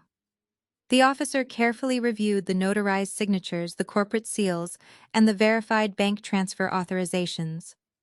The tension in the room shifted instantly. The police officers turned their attention away from Marcus and looked directly at Brad with glaring annoyance. The commanding officer handed the folder back to the attorney and informed Brad that filing a false police report to settle a corporate dispute was a severe criminal offense. Brad's ultimate weapon had failed completely. His white privilege held absolutely no weight against airtight multi-million-dollar legal documentation. The commanding officer turned his back on Brad and addressed the building security team, after building management confirmed that the buyer-controlled company held the relevant lease and access rights. The officer then looked at Brad and Chloe, his tone dropping all professional courtesy. He informed them that permission to remain in the controlled office areas had been withdrawn and directed them to leave. He issued a direct, non-negotiable order for them to vacate the building immediately or face physical arrest and incarceration. Brad tried to argue, his voice cracking with panic, stammering about his rights, his personal files, and his expensive office furniture. The officer stepped forward, closing the distance, and warned Brad that he would not ask a second time, and his patience was entirely gone. Defeated, humiliated, and stripped of every ounce of his unearned superiority, Brad fell silent. Building security escorted Brad and a still sobbing Chloe to the service elevator. They were not allowed to return to the executive suite to gather their things. Security guards handed them two small cheap cardboard boxes containing the few personal items retrieved from Brad's former desk. They were marched back through the grand lobby carrying their pathetic cardboard boxes past the very same receptionists and executives they had always treated with absolute disdain. The harsh whispers and judgmental stares of the crowd followed them all the way to the front doors. I stood shoulder to shoulder with Marcus holding his hand watching them walk out into the unforgiving Atlanta heat. They had no company, no money, and no fake authority left to hide behind. They were just two broken, arrogant people who had finally been crushed by the weight of their own prejudice and blinding greed. We watched the heavy glass doors spin shut behind them, sealing them out of the empire forever. My parents had witnessed the entire brutal expulsion of Brad and Chloe from the safety of the mezzanine lounge overlooking the grand lobby. They watched the man they had worshipped as a white savior get tossed onto the hot Atlanta sidewalk like a bag of worthless garbage. The shift in their familial loyalty was instantaneous, calculated, and absolutely sickening. They did not rush outside to comfort their crying daughter. They did not offer Brad a place to stay or a shoulder to lean on. Instead, my mother smoothed the wrinkles from her designer skirt, walked briskly over to the grand glass doors, and looked out at her ruined child with utter, undisguised contempt. The sudden violent absence of Brad's wealth immediately erased his exalted status in their eyes. My father crossed his arms loudly, declaring to the nearby receptionists and anyone else in earshot that he had always known Brad was a fraud. They cursed Chloe for being foolish enough to tie the family name to a bankrupt failure. They completely ignored their own active, willing participation in the $5 million wire fraud. In their warped, narcissistic reality, they were simply innocent victims of Brad's staggering incompetence. They genuinely believed that by publicly disowning Brad and Chloe right then and there, they could seamlessly pivot their allegiance directly to Marcus. They actually assumed my husband would welcome them into his inner executive circle now that they had properly recognized his financial dominance. They approached the main security desk, demanding to be let back up to the boardroom, loudly announcing that they were the parents of the new owner's wife. Marcus and I watched them actively rewrite their own history through the security monitors in the elevator. They were attempting to align themselves with the very black man they had spent months actively degrading. We did not engage with their pathetic display. We turned our backs, took the private executive elevator straight up to the penthouse suite, and instructed building security to permanently revoke their access credentials. We left my parents standing in the lobby completely isolated and desperately calculating their next parasitic move. They knew Marcus and I had locked them out of our personal and financial lives. They realized they could not simply call my phone or knock on our reinforced front door to demand access to the newly discovered billions. The security was too tight, and my absolute refusal to speak to them was unbreakable. So they pivoted their strategy to the most vulnerable emotional target they could possibly find. 3 days after the corporate takeover, my parents showed up unannounced at the front gates of Jamal's exclusive private academy. They arrived right at the afternoon dismissal rush, deliberately timing their performance for maximum public exposure among Atlanta's elite families. My mother was dressed in her most expensive church outfit, draped in heavy pearls, and carrying two massive, heavily branded shopping bags from a high-end technology store. My father stood beside her holding a custom leather basketball and a pristine, boxed pair of limited edition sneakers. They had never once bought Jamal a single gift in his entire life. They had never attended a parent-teacher conference, a school play, or a weekend sports game. They had spent the entire duration of my marriage treating my stepson like an invisible lower-class inconvenience. Now standing among the wealthy, connected families of our community, they put on a masterclass in theatrical manipulative affection. When Jamal's class walked out toward the designated pickup zone, my mother rushed forward, waving her arms and loudly calling out to her precious beloved grandson. She projected her voice so every wealthy parent, nanny, and school administrator could hear exactly who she was. She tried to hand the 10-year-old boy a brand new virtual reality headset, gushing loudly about how much she and his grandfather loved spoiling him. Jamal froze on the concrete pathway. He was an incredibly smart kid, raised by a man who taught him to spot danger early. He recognized the suffocating falseness of her sudden aggressive affection. He took a deliberate step back, keeping his hands firmly at his sides, absolutely refusing to touch the expensive bribes they were shoving into his face. My parents continued their aggressive performance, completely ignoring the boy's clear discomfort, desperate to manufacture a public moment of family unity to leverage against Marcus later. They did not realize Marcus's private security detail was already fully deployed on site. The lead operative had instantly flagged their arrival at the school gates and notified me while I was already en route to pick up Jamal. I pulled my vehicle into the school driveway just as my father aggressively tried to drape his arm around Jamal's shoulders to force him into a photo. I slammed my car into park, ignoring the designated waiting zones, and stepped out. The gravel crunched sharply beneath my heels as I marched directly into the center of their pathetic, predatory performance. I did not care who was watching us. I stepped firmly between my parents and my son, using my body to shield Jamal entirely from their line of sight. I looked at the extravagant, ridiculous gifts they were holding and let out a cold, piercing laugh. I loudly asked my mother what Jamal's favorite subject in school was. She stammered, her eyes darting around the courtyard, completely unable to answer. I turned to my father and demanded he name a single one of Jamal's friends. He stared at me in blank, humiliated silence. I turned to the growing crowd of observing parents and administrators and clearly stated that these two strangers had never cared about this child until the exact moment they discovered his father owned a multi-billion-dollar conglomerate. I exposed their sickening hypocrisy right there on the school steps, branding them as desperate opportunists trying to mine a 10-year-old boy for a cash payout.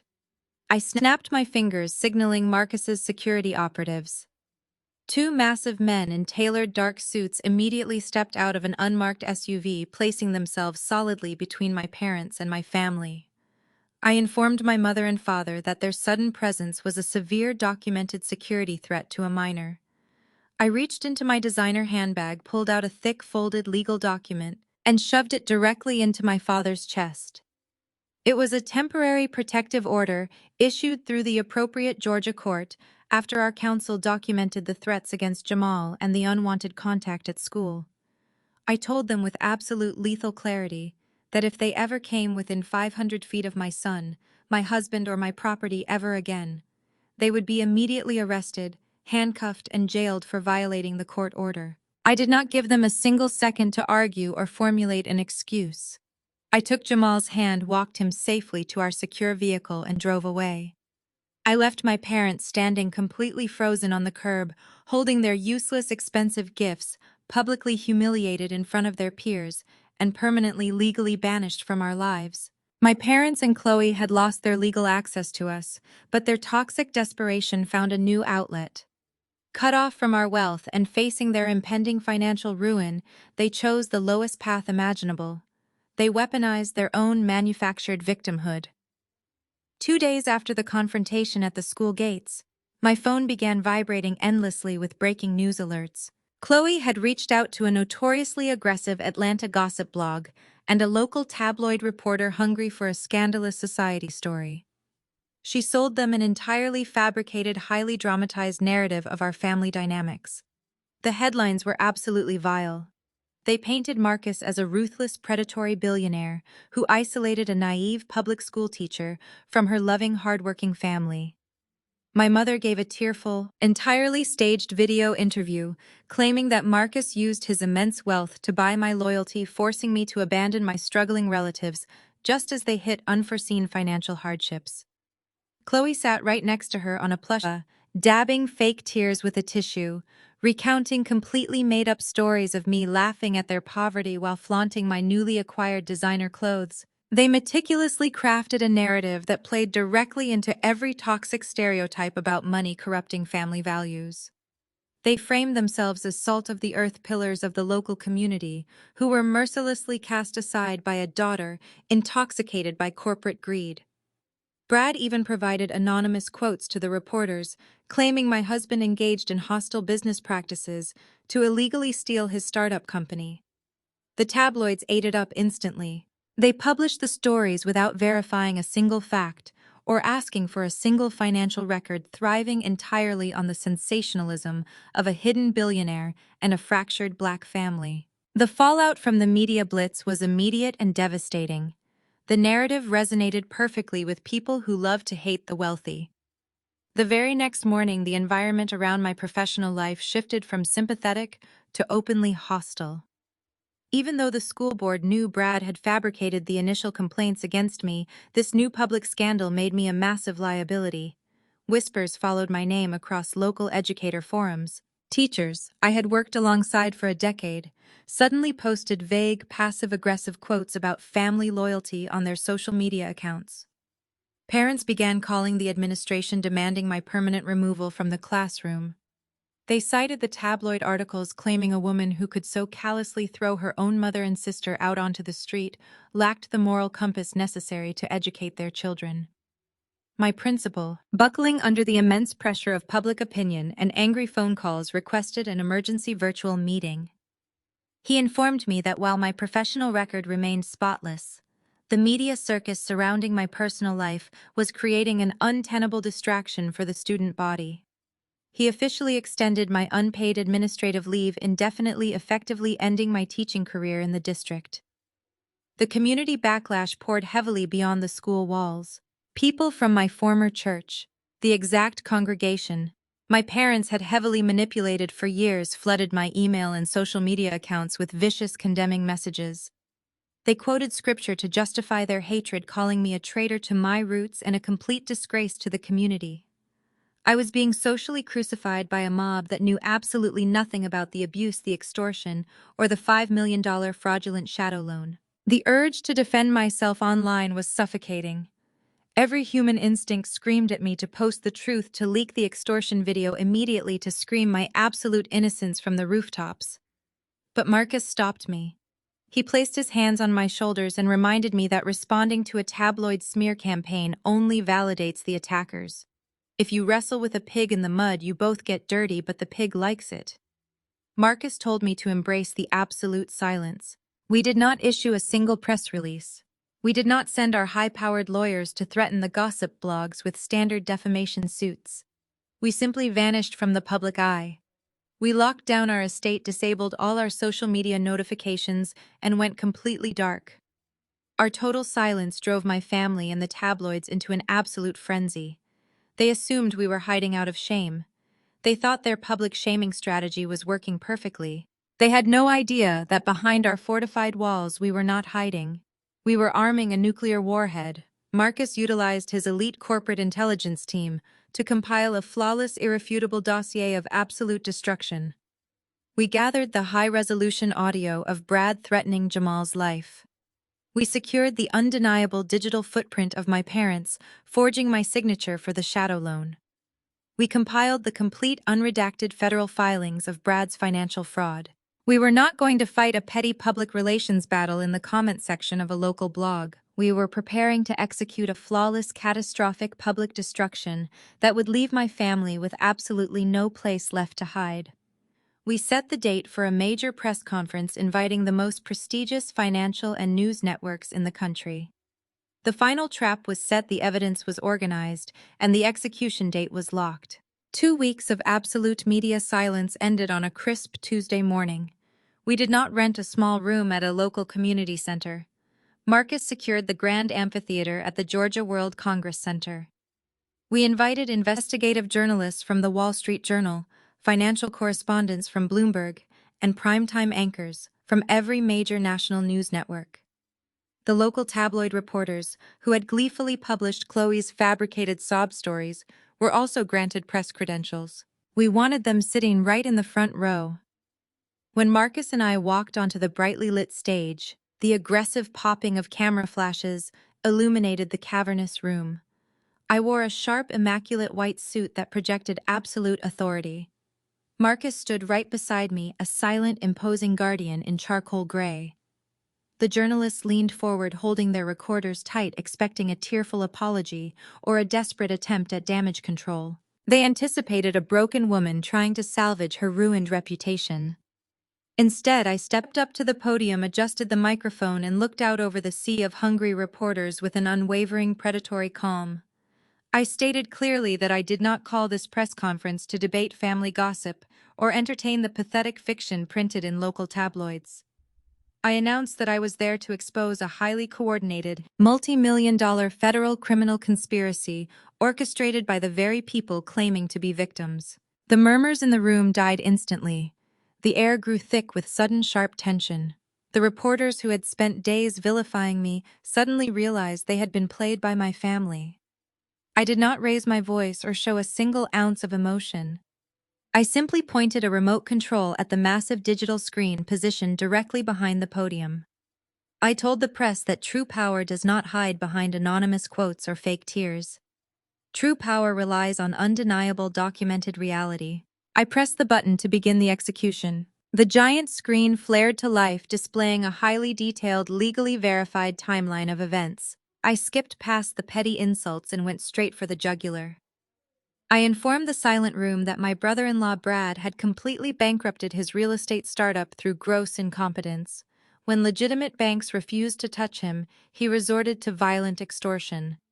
I pressed a button on the podium. The crystal-clear, high-definition audio recording of our video call with Brad echoed through the massive amphitheater sound system. Every single journalist heard Brad's manic, arrogant voice.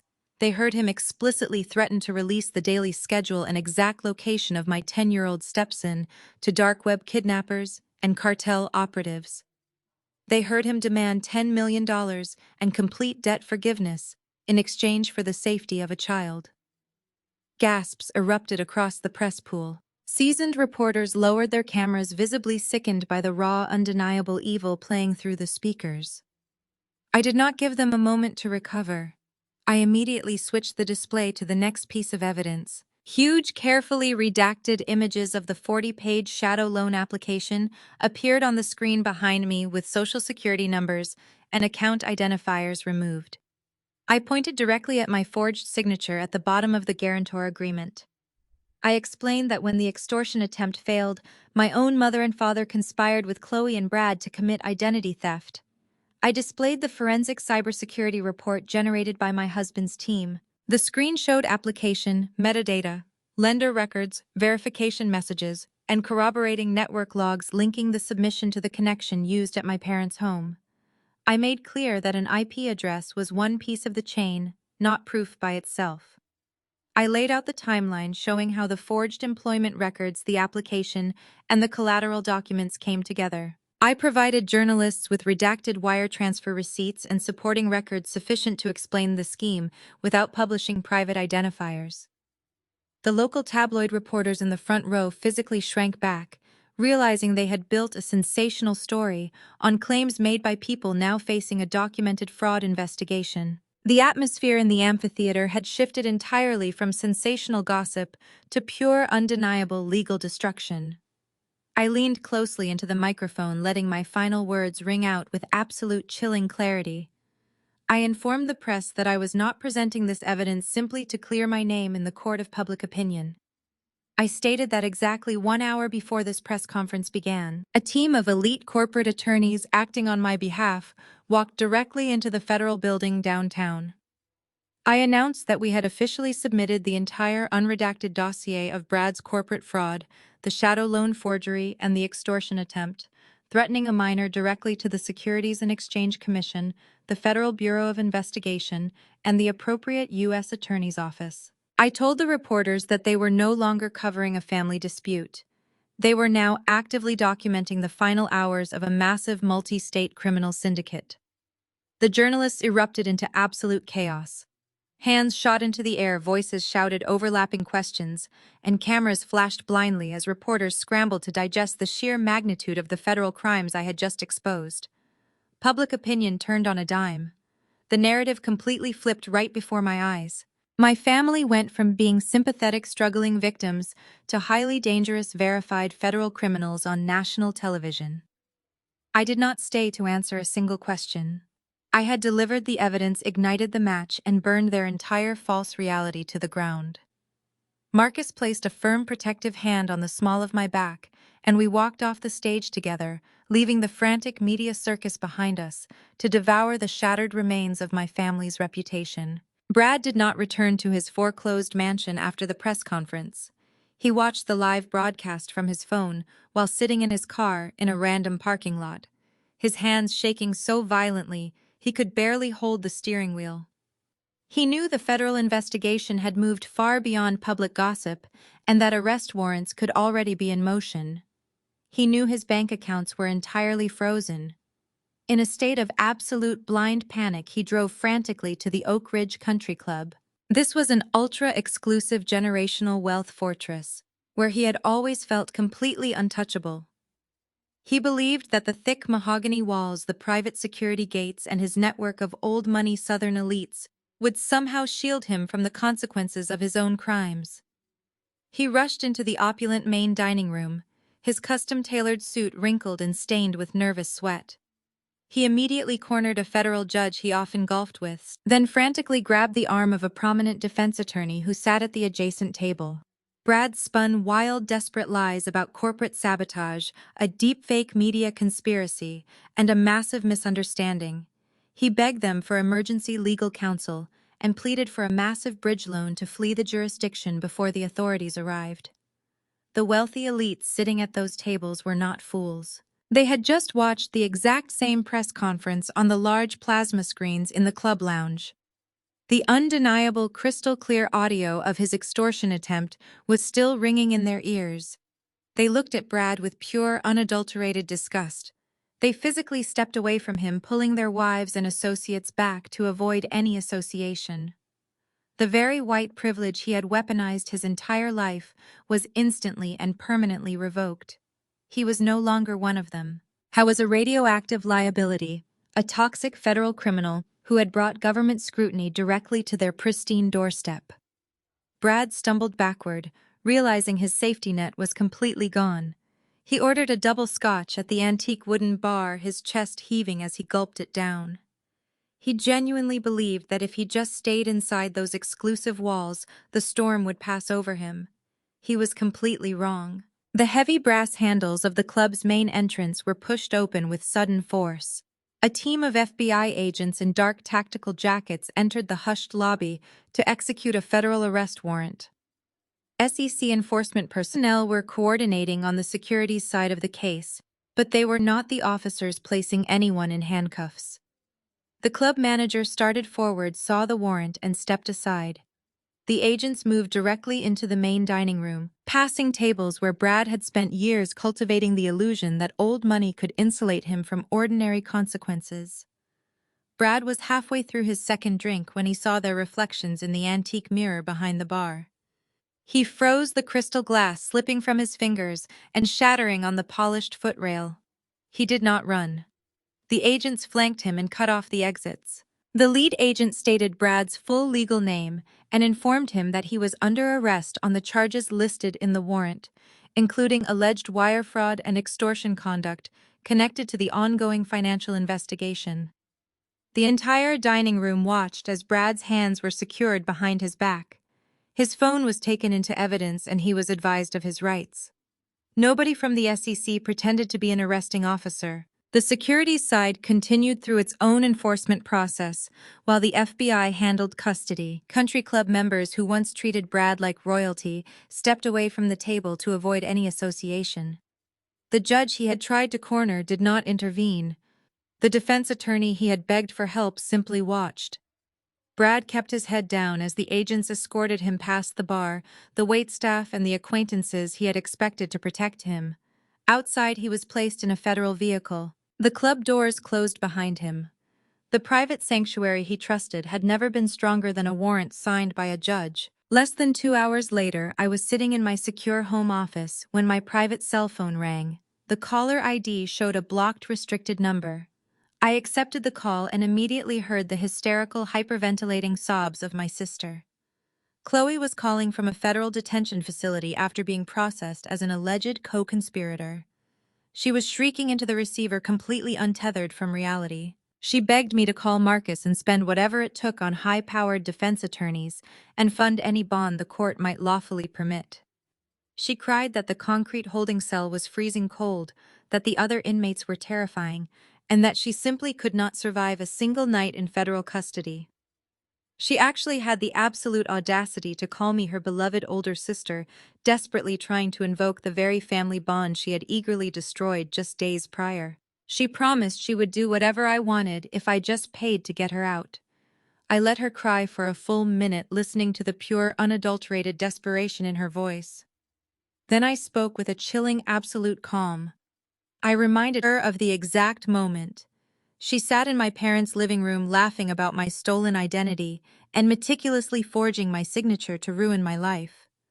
I told her that the only thing she was entitled to receive from me was the dial tone. I instructed her to ask her new federal cellmates how to survive the system, because the Bank of Maya was permanently closed and the vault was locked. Chloe screamed my name, begging for a shred of mercy, but I did not offer a single ounce of pity. I pressed the end button, cutting off her voice forever. I blocked the number, set my phone face down on the desk, and took a deep, cleansing breath. The toxic illusion of my sister was completely dead, and I had absolutely no intention of attending the funeral. The massive $5 million shadow loan my parents had helped secure using my stolen identity contained a collateral structure they never took seriously. My forged guarantee was disputed, but my parents had genuinely pledged their own luxury home as secondary security. After Brad was arrested and the corporate default deepened, the lender accelerated the valid obligations it could enforce and began a formal default process. It could not simply send armed men to seize the house the next morning. Notices had to be delivered, deadlines had to run, and the collateral had to move through the foreclosure procedures required by the security documents and Georgia law. My parents received every warning. They ignored most of them because they believed their status and connections could somehow negotiate with paperwork. Weeks later, my mother walked onto the front porch, holding another certified notice. Her face twisted with privileged outrage. She threatened to sue the lender, the lawyers, and everyone connected to the file. The representative handling the matter did not argue. The documents showed two separate facts. My signature on the personal guarantee was being challenged as fraud, while my parents' signatures pledging their home were genuine. Their own lawyer had explained that one dispute did not automatically erase the other. They had been offered time to cure the default or refinance and failed. Repeated notices had warned them exactly what would happen if the arrears remained unpaid. When the required period expired, the property moved through foreclosure. After the sale and possession process, they received a final date to surrender the home. They could take clothing, medication photographs, and personal effects that were actually theirs. Property subject to separate federal preservation or tracing orders had to remain available to investigators. No private recovery crew could lawfully erase due process just because the loan carried an ugly interest rate. Stripped of the house cars, they could no longer finance, and the high society image they had protected for years. My parents stood beside the curb with 2 suitcases and whatever personal property they could carry.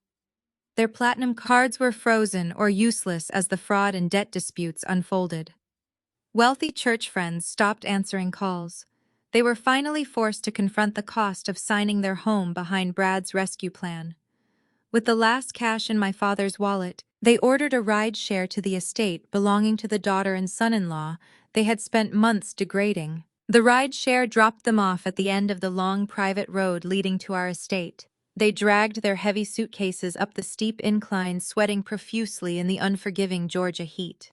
When they reached the towering wrought iron security gates of our property, the sheer magnitude of their failure finally crushed whatever remained of their arrogant pride. My mother threw herself against the heavy metal bars. She wrapped her manicured hands around the iron, shaking it desperately. She slammed her palm against the glowing intercom button over and over again, leaving frantic, smudged fingerprints on the camera lens. She began to sob uncontrollably into the speaker. It was not the fake theatrical crying she used to manipulate her church friends. It was a raw, primal wail of absolute desperation. She begged for her daughter. She spun a frantic, pathetic web of fresh lies, screaming into the intercom that Brad had tricked them, that she never meant to steal my identity, that she was just a confused, terrified mother trying to keep her family together. She begged me to open the gates, pleading for a guest room, a spot on the couch, or even just a small cash loan to get them a cheap motel room for the week.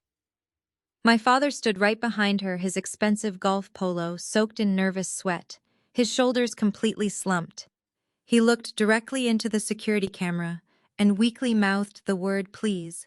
They had reduced themselves to beggars at the gates of the very black man they had spent months viciously degrading. I sat inside the climate-controlled security command center deep within our home. A massive wall of high-definition monitors illuminated the dark room, displaying every possible angle of our perimeter. Marcus stood quietly behind my chair, his large hands resting reassuringly on my shoulders. I stared at the main screen, watching the high-resolution feed of my mother crying at the gate. I zoomed the camera in perfectly on her tear-stained, panicked face. I searched my heart for a flicker of pity, a shred of daughterly guilt, or even a spark of vindictive joy. I found absolutely nothing. There was only a profound, echoing emptiness that signaled my complete and total liberation from their toxic grip. I did not press the intercom button to argue with them. I did not walk down the driveway to gloat over their absolute ruin. Engaging with them would imply they still held some form of emotional power over me. Instead, I picked up the internal security radio and issued a single calm directive to the head of our private defense detail. I told him to clear the perimeter. 2 black security SUVs rolled from the hidden garages and stopped inside the wrought iron gates. 4 private security contractors stepped out. They carried lawful protective equipment, but did not point weapons or shout threats. They formed a solid line inside the property boundary. The lead guard used the intercom to state that the estate was private property, that my parents did not have permission to enter, and that the existing Georgia protective order required them to stay away from Jamal and the protected residents. If they refused to leave the public access area or attempted to breach the gate, local law enforcement would be called promptly. My mother recoiled as if she had been struck. The message was not theatrical. It was a boundary written in plain language and backed by an actual court order. My mother looked up at the unblinking security camera one last time, finally realizing that blood relation could not override the boundary anymore. My father took her arm and looked toward the security team standing quietly behind the gate. There was no argument left to win, and no family title capable of opening the lock. Defeated, homeless, and permanently shut out of our private life, my parents lifted their suitcases and began walking back down the road. I watched the monitors in silence as they became smaller in the distance and finally disappeared from view. I powered off the screens. I did not feel triumphant. I felt safe. The physical and emotional locks were engaged, and for the first time the boundary did not depend on whether they chose to respect it. 2 days after the iron gates of our estate closed on my parents, I encountered the final remaining parasite. I had just finished touring a potential commercial property in Midtown Atlanta for the educational foundation Marcus and I were establishing. The underground parking garage of the commercial building was damp, echoing, and largely empty. I walked toward my armored SUV, my heels clicking sharply against the concrete.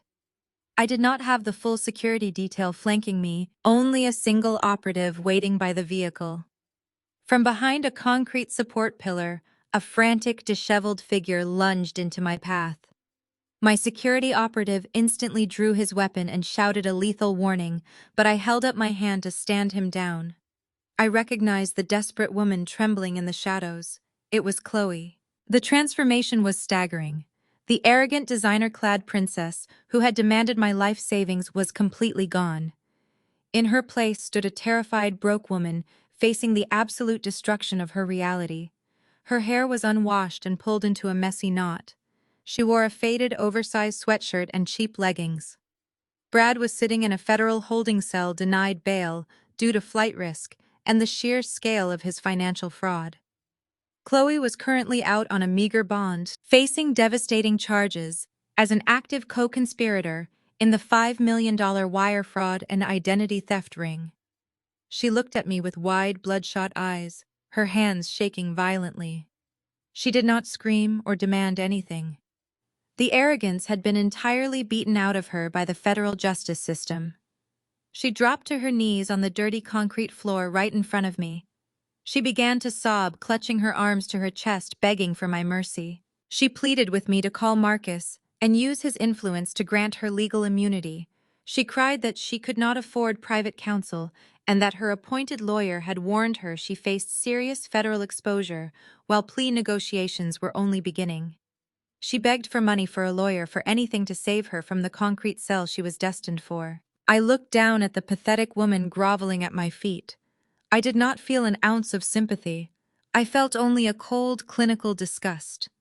I told her to get up off the dirty floor because her theatrical performance was entirely useless. Chloe scrambled to her feet, wiping her nose on her sleeve.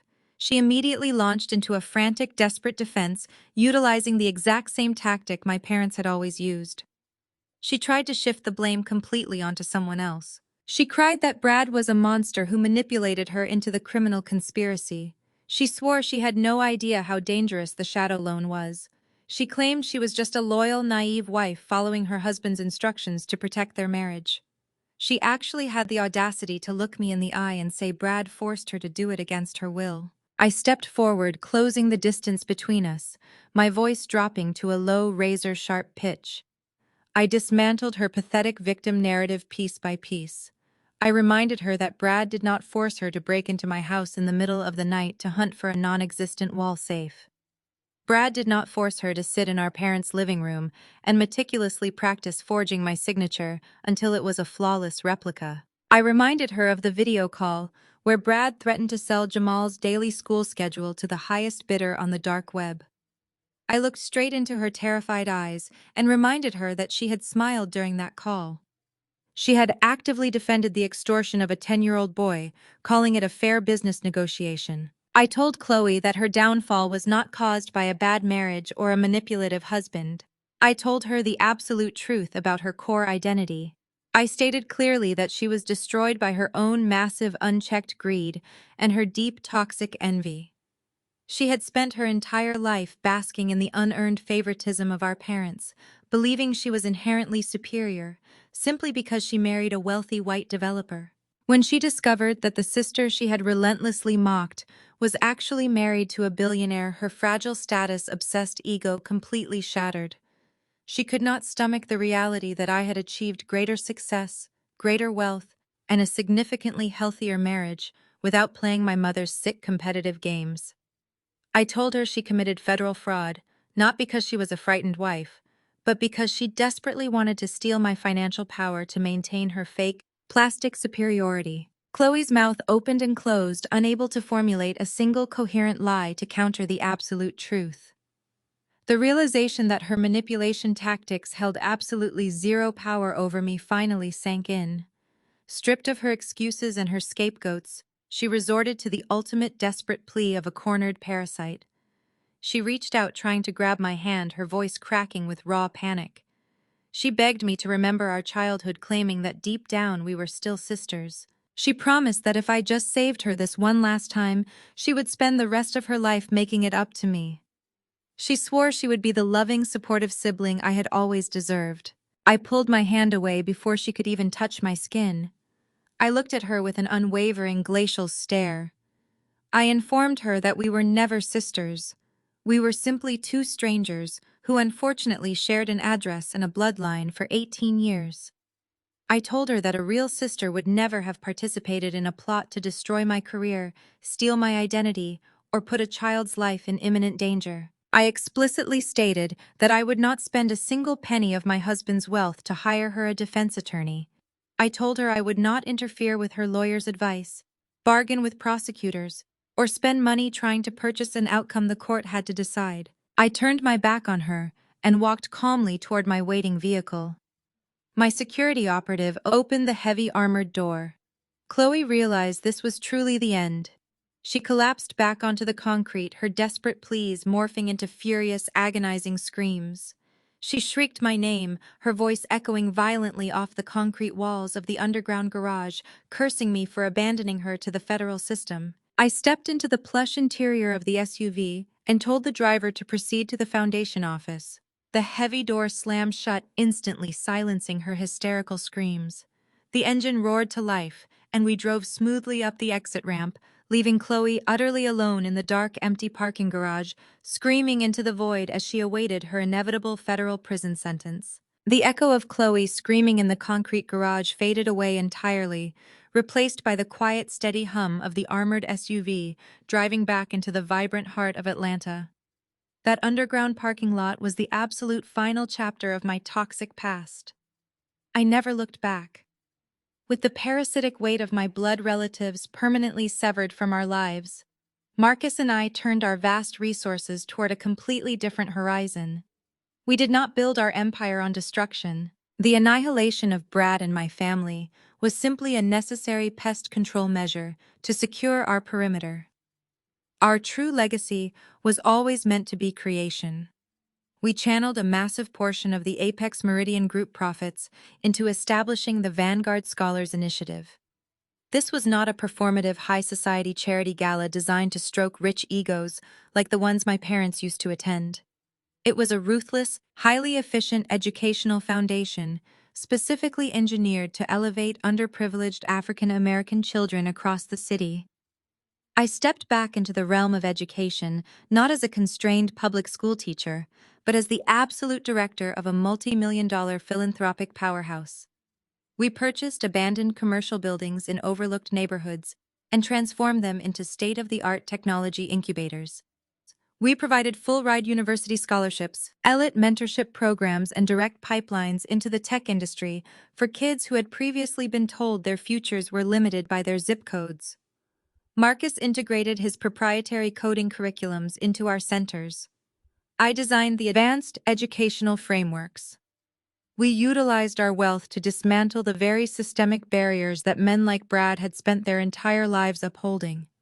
We replaced their hollow manufactured privilege with actual undeniable opportunity for our community. The impact was immediate and staggering. Thousands of brilliant, driven students who had been ignored by the system were suddenly given the keys to the kingdom. We were not just handing out charity. We were actively forging the next generation of leaders, creators, and innovators. We built an untouchable fortress of genuine impact, and we did it with the exact same capital my family had desperately tried to steal to fund their superficial plastic lives. Inside the impenetrable walls of our estate, the true measure of our success blossomed in the daily peace we cultivated. Our home was completely devoid of the sharp competitive anxiety that had poisoned my childhood. Jamal flourished in this environment of absolute safety and unconditional support. The protective barrier Marcus had sacrificed so much to build around his son performed flawlessly. Jamal grew from a sweet 10-year-old boy into a brilliant, grounded, and fiercely empathetic young man. He did not grow up valuing people based on the brand of their shoes or the zip code of their house. He spent his weekends helping me organize technology drives for the foundation and his evenings learning complex algorithmic coding directly from his father. The wealth he stood to inherit never corrupted his character because he understood the heavy responsibility that accompanied it. He watched his parents use power to protect the vulnerable rather than exploit them. The three of us ate dinner together every single night, completely free from the bitter comparisons and passive-aggressive insults that had defined my dinners with my mother and Chloe. There were no secrets, no hidden agendas, and no transactional affection. We built a family grounded in mutual respect and absolute loyalty. Marcus and I forged a partnership that transcended business and massive wealth. We were two individuals who had both faced the absolute worst aspects of human greed and emerged entirely unbroken. Our love became an unbreakable sanctuary, proving that the family you actively choose will always be vastly superior to the toxic bloodline you are forced to leave behind. The vibrant life we built stood in brutal contrast to the uncertainty my former family created for themselves. Brad remained at the center of a federal fraud and extortion case built from financial records, witness statements, the home invasion evidence, and his own communications. Chloe faced her own proceedings over the forged loan conspiracy and the decisions she made beside him. My parents did not receive some magical clean escape simply because they cooperated once pressure arrived. They spent months moving between civil recovery disputes, fraud inquiries, and hearings over the collateral they had voluntarily pledged. Their old social circle vanished as quickly as their money did. They rented a cramped apartment on the outskirts of the city and learned that invitations disappear when status disappears. Sometimes local news mentioned another hearing, another motion, or another creditor action, and I turned the television off. Their final sentences, settlements, or plea terms were for courts and prosecutors to determine, not for me to predict. What mattered to our family was simpler. They were no longer inside our gates, no longer inside Jamal's school life, and no longer inside my decisions.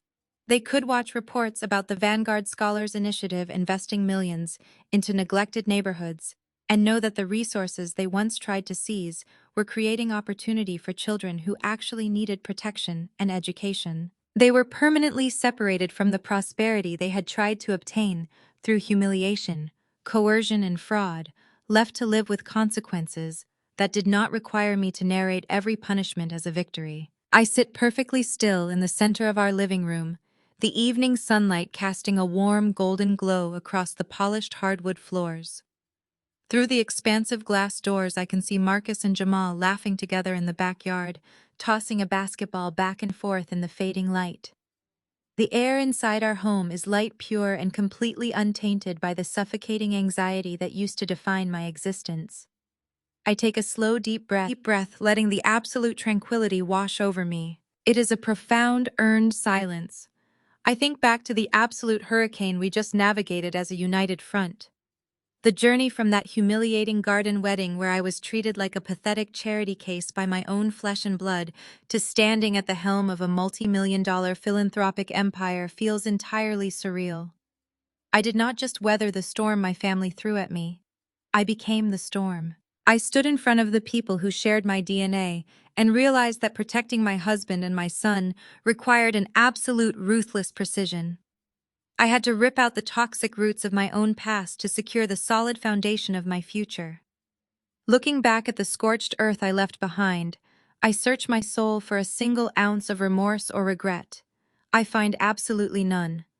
I built a fortress of love, respect, and security around the people who truly earned my loyalty, and I permanently locked the gates against those who only saw my life as a stepping stone for their own shallow ambition. The world tries to sell us a very specific, highly manufactured lie about what success and family are supposed to look like. We are conditioned from birth to believe that true wealth is measured by the logo on your handbag, the neighborhood you buy a house in, or the exclusive country club invitations you receive. We are taught to chase validation from people who base their entire identities on the exclusion and suffering of others. But true wealth has absolutely nothing to do with money or proximity to whiteness. True wealth is the ironclad courage to look a predator in the eye, even if that predator is your own mother, and completely strip them of their power. Real power is the ability to fiercely defend your peace of mind against anyone who tries to infiltrate it. Society also shoves the toxic narrative of unconditional family loyalty down our throats. We are repeatedly told that blood is thicker than water, that family is everything, and that you must always forgive your relatives, no matter how brutally they betray you. I am here to tell you that this is the most dangerous, destructive myth you can possibly believe. Blood simply dictates your biological origin. It does not mandate loyalty. It does not excuse abuse, and it absolutely does not grant anyone a free pass to exploit your life or extort your children. Holding on to toxic family members out of a misplaced sense of guilt is nothing but slow, agonizing emotional suicide. Sometimes extending forgiveness to a parasite only invites it back into your bloodstream to feed again. Severing ties with toxic blood relatives is not an act of cruelty or bitterness. It is the ultimate necessary act of radical self-preservation. You cannot heal your wounds in the exact same environment that intentionally inflicted them. You cannot ascend to your true potential while carrying the dead, suffocating weight of people who actively scheme for your downfall. Protecting your energy requires brutal choices. It requires you to stop setting yourself on fire just to keep cold, selfish people warm. The moment you realize that your love, your time, and your resources are privileges to be earned rather than rights to be demanded, you become completely untouchable. Breaking generational curses means drawing a hard line in the sand and refusing to let history repeat itself at your expense. Do not ever let anyone measure your value by their empty, hollow standards. Your worth is not determined by the approval of people who are too blind, too greedy, or too arrogant to see your actual brilliance. You do not need a seat at a table where respect is not being served. You have the absolute right to build your own table and choose exactly who gets to sit beside you. If my journey resonated with the silent battles you are fighting in your own life, I want you to take action right now. Hit the like button on this video as a physical declaration of your own undeniable value. Let it serve as a promise to yourself that you will no longer tolerate disrespect from anyone, regardless of the title they hold in your life. Share the video directly with the resilient, powerful women in your circle who are currently struggling with the crushing weight of toxic family expectations. Give them the validation and the courage they desperately need to finally pack their bags, walk out the door, and permanently cut the cord. And if you are ready to stop accepting the comfortable lies society feeds us, hit that subscribe button right now. Join this community as we continue to ruthlessly tear down the facades, expose the manipulators, and confront the harsh, unspoken truths of navigating this world. We are building a network of strength, accountability, and absolute reality. The power to completely rewrite your story, to protect your peace, and to destroy the narratives holding you back is sitting right there in your hands. Use it correctly.